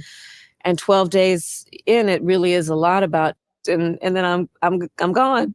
Madam VP, you're a couple of years older than myself, so we kind of grew up in the 80s. But I'm only 35. Come on now, I'm your guest. No, but you only 30. But we grew up. But just keep moving, because I'm gonna give you a shovel in a minute. I see. You won't let it go. Dang. We could have just moved on past that real quick. Ma'am, nobody looks at your neck and think you younger than what you are. Literally. They might have been a little bit squinting their eyes until you open up, you hold your head up, and we see that neck. Ma'am, you have the neck of a 90-year-old clear woman. We all know nobody thinks you younger than your age. See, you want to go and lean into that black don't crack thing, and that don't go like that because you're not black. Okay? But you drew attention to it. But we grew up in the 70s when music went in fire. Ohio players. Oh, yes. Fire. Come on. Oh, you were like fire. Come on. Look, now she going to try to act like she know nigga music. Look. We could have just moved on past that real quick, but you drew attention to it. But we grew up in the 70s when music went in fire. Ohio players. Oh, yes. Fire. I think she was trying to say Earth, Wind, and Fire, but she just said fire. And look how he gonna play. Oh, you talking about fire? You talking about fire? Fire? Come on. Oh, you were like fire? Come on. Okay. Dun, dun, dun, yes. What? We could have just moved on past that real quick, but you drew attention to it. But we grew up in the 70s when music went in fire. Ohio players. Oh, yes. Fire. Come on. Oh, you were like fire? Come on. Okay. Dun, dun, dun, yes. Dun, dun, dun, dun. Yes. What do you? That was more cringe than Obama quoting Eminem lyrics. Dun dun dun dun dun dun dun. Girl, what? What do you, ma'am? Hello. Listen to now. Oh, I wish I were listening to more music, to be honest with you, because I love it. Just. But you don't have downtime, like when you have downtime? I don't have any downtime, really. I know my little violin I'm playing right now with you. I really don't. But when I love jazz, mm-hmm. If it's from Thelonious Monk to Miles Davis, mm-hmm. I love Aretha. I was just with Stevie. Right. Stevie's, can I tell you? Yes, you can. Bucket list. Stevie Wonder on my birthday sang me happy birthday. Happy birthday to me. Oh my! Can you imagine? No. I was literally. It was surreal. Can you, a bucket list moment when Stevie Wonder himself sings you happy birthday? As an 18-year-old. Yeah. I've had enough. I've had enough of looking at her neck while I listen to the lies come from up under her neck. I've had enough. I've had enough. I had enough. It's survival.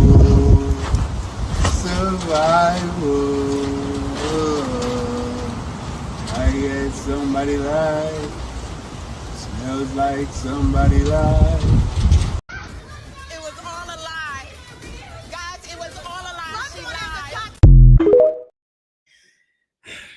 I've had enough. Shout out to Sambo and Nick. The interview didn't do what they thought it was going to do. Actually, it did nothing of what they thought it was going to do. Meanwhile, the orange man over there talking about Joe Rogan and all of them, they over there doing hundreds of millions of views. They doing Cat Williams numbers on Joe Rogan, and she thought she was going to do it over there on Uncle Shannon. Now, one more thing before I get off of here, because I'm not going to let this go by neither. I don't trust none of these people. I talked about this a little bit yesterday, but I didn't have the video on me, but we're going to get into it. I don't trust Annie and Reed, none of these people. All of them everybody in the government is against you. That's what I believe. So, but who am I? So I would be remiss to not act like I didn't see this, because again, it's a bunch of bull on all sides. Okay, check it out. Wow. All right. Heck yeah. It's a cool black guy with a thing on his head. What the hell is that? A lampshade? Look at this guy. Oh my goodness. Wow. I'm just kidding. That's one of my buddies. He had a Halloween party last night. We had fun. We carved watermelons together. It was awesome. All right. Now, the problem I have with this is when it comes to clear people being racist, they like to do it through jokes. I tell y'all the truth come out through a joke in the mad day anyway. But clear people love to play the racist game through a joke. So you could be like, well, it's just a joke. Why are you doing that? We're just joking. It's all jokes. You guys are taking the fun out of comedy. Listen, there's an inferiority complex that really is on the clear people, but black people don't understand it. Black people walks around with the inferiority complex that already is on them. Now, am I offended by the watermelon joke? No, I'm a nigga and I love watermelon, and I said it. However, I don't like how he was trying to be slick with it and act as if, oh, well, it's not that big of a deal. I was just saying a joke, because he stood on it and was like, listen, it was just a joke. They're racist on all sides of these places, and all of them ain't just clear. Some of them look like you. Okay, internal racism is a real thing. And I would be remiss if I didn't mention this, because I thought it was tasteless and I thought it was poor. Now, is it going to have me walking around with my head down, feeling like, oh my God, Jim Crow is coming back? No, I got tougher skin than that, because I got a joke that I say that'll really get me canceled if I see what I want to see. You know what I'm saying? I can't say it over here. If I really wanted to say the joke that I want to say, I wouldn't even say it online, because I wouldn't even wanted to come back and haunt me. But this is what I'm saying. If we gonna joke, we could joke. I could go with the best of them. However, it was tacky, it was tasteless, and it was disgusting. That's what it was. Tacky, tasteless, and disgusting. And the clear man is standing on his square, and I say, oh, well, let's move on. Because at the end of the day, one is saying it out loud, one side of the bird is saying it out loud, and the other side of the bird is saying it on the low. One is saying watermelon jokes, and the other one is taking the Freedman Bank away from you. You tell me. You tell me. One is doing a racist watermelon joke, and the other one is taking everything your ancestors took away from you. You tell me which one is the worst. Help me out. They all bad. Both of them are bad. But one is telling jokes and one is taking all your ancestor shit. They are horrible. So don't ask me why I don't vote. Okay? Now, with that being said, I had to put this up here. This is a racist piece of you know what? I don't even know if he's racist. Maybe he's just a bigot. I don't know. I don't know what he is. And I don't care. I've never seen a clear man before, and I hope to never see him again. But what I'm saying is he made that joke in front of an environment where the room temperature wasn't that of you can make that type of joke and people just gonna laugh it off. That's why they kind of went, whoa, this ain't a roast, fool. You go to Comedy Central and do a roast. This ain't that. You on a presidential stage. Dummy.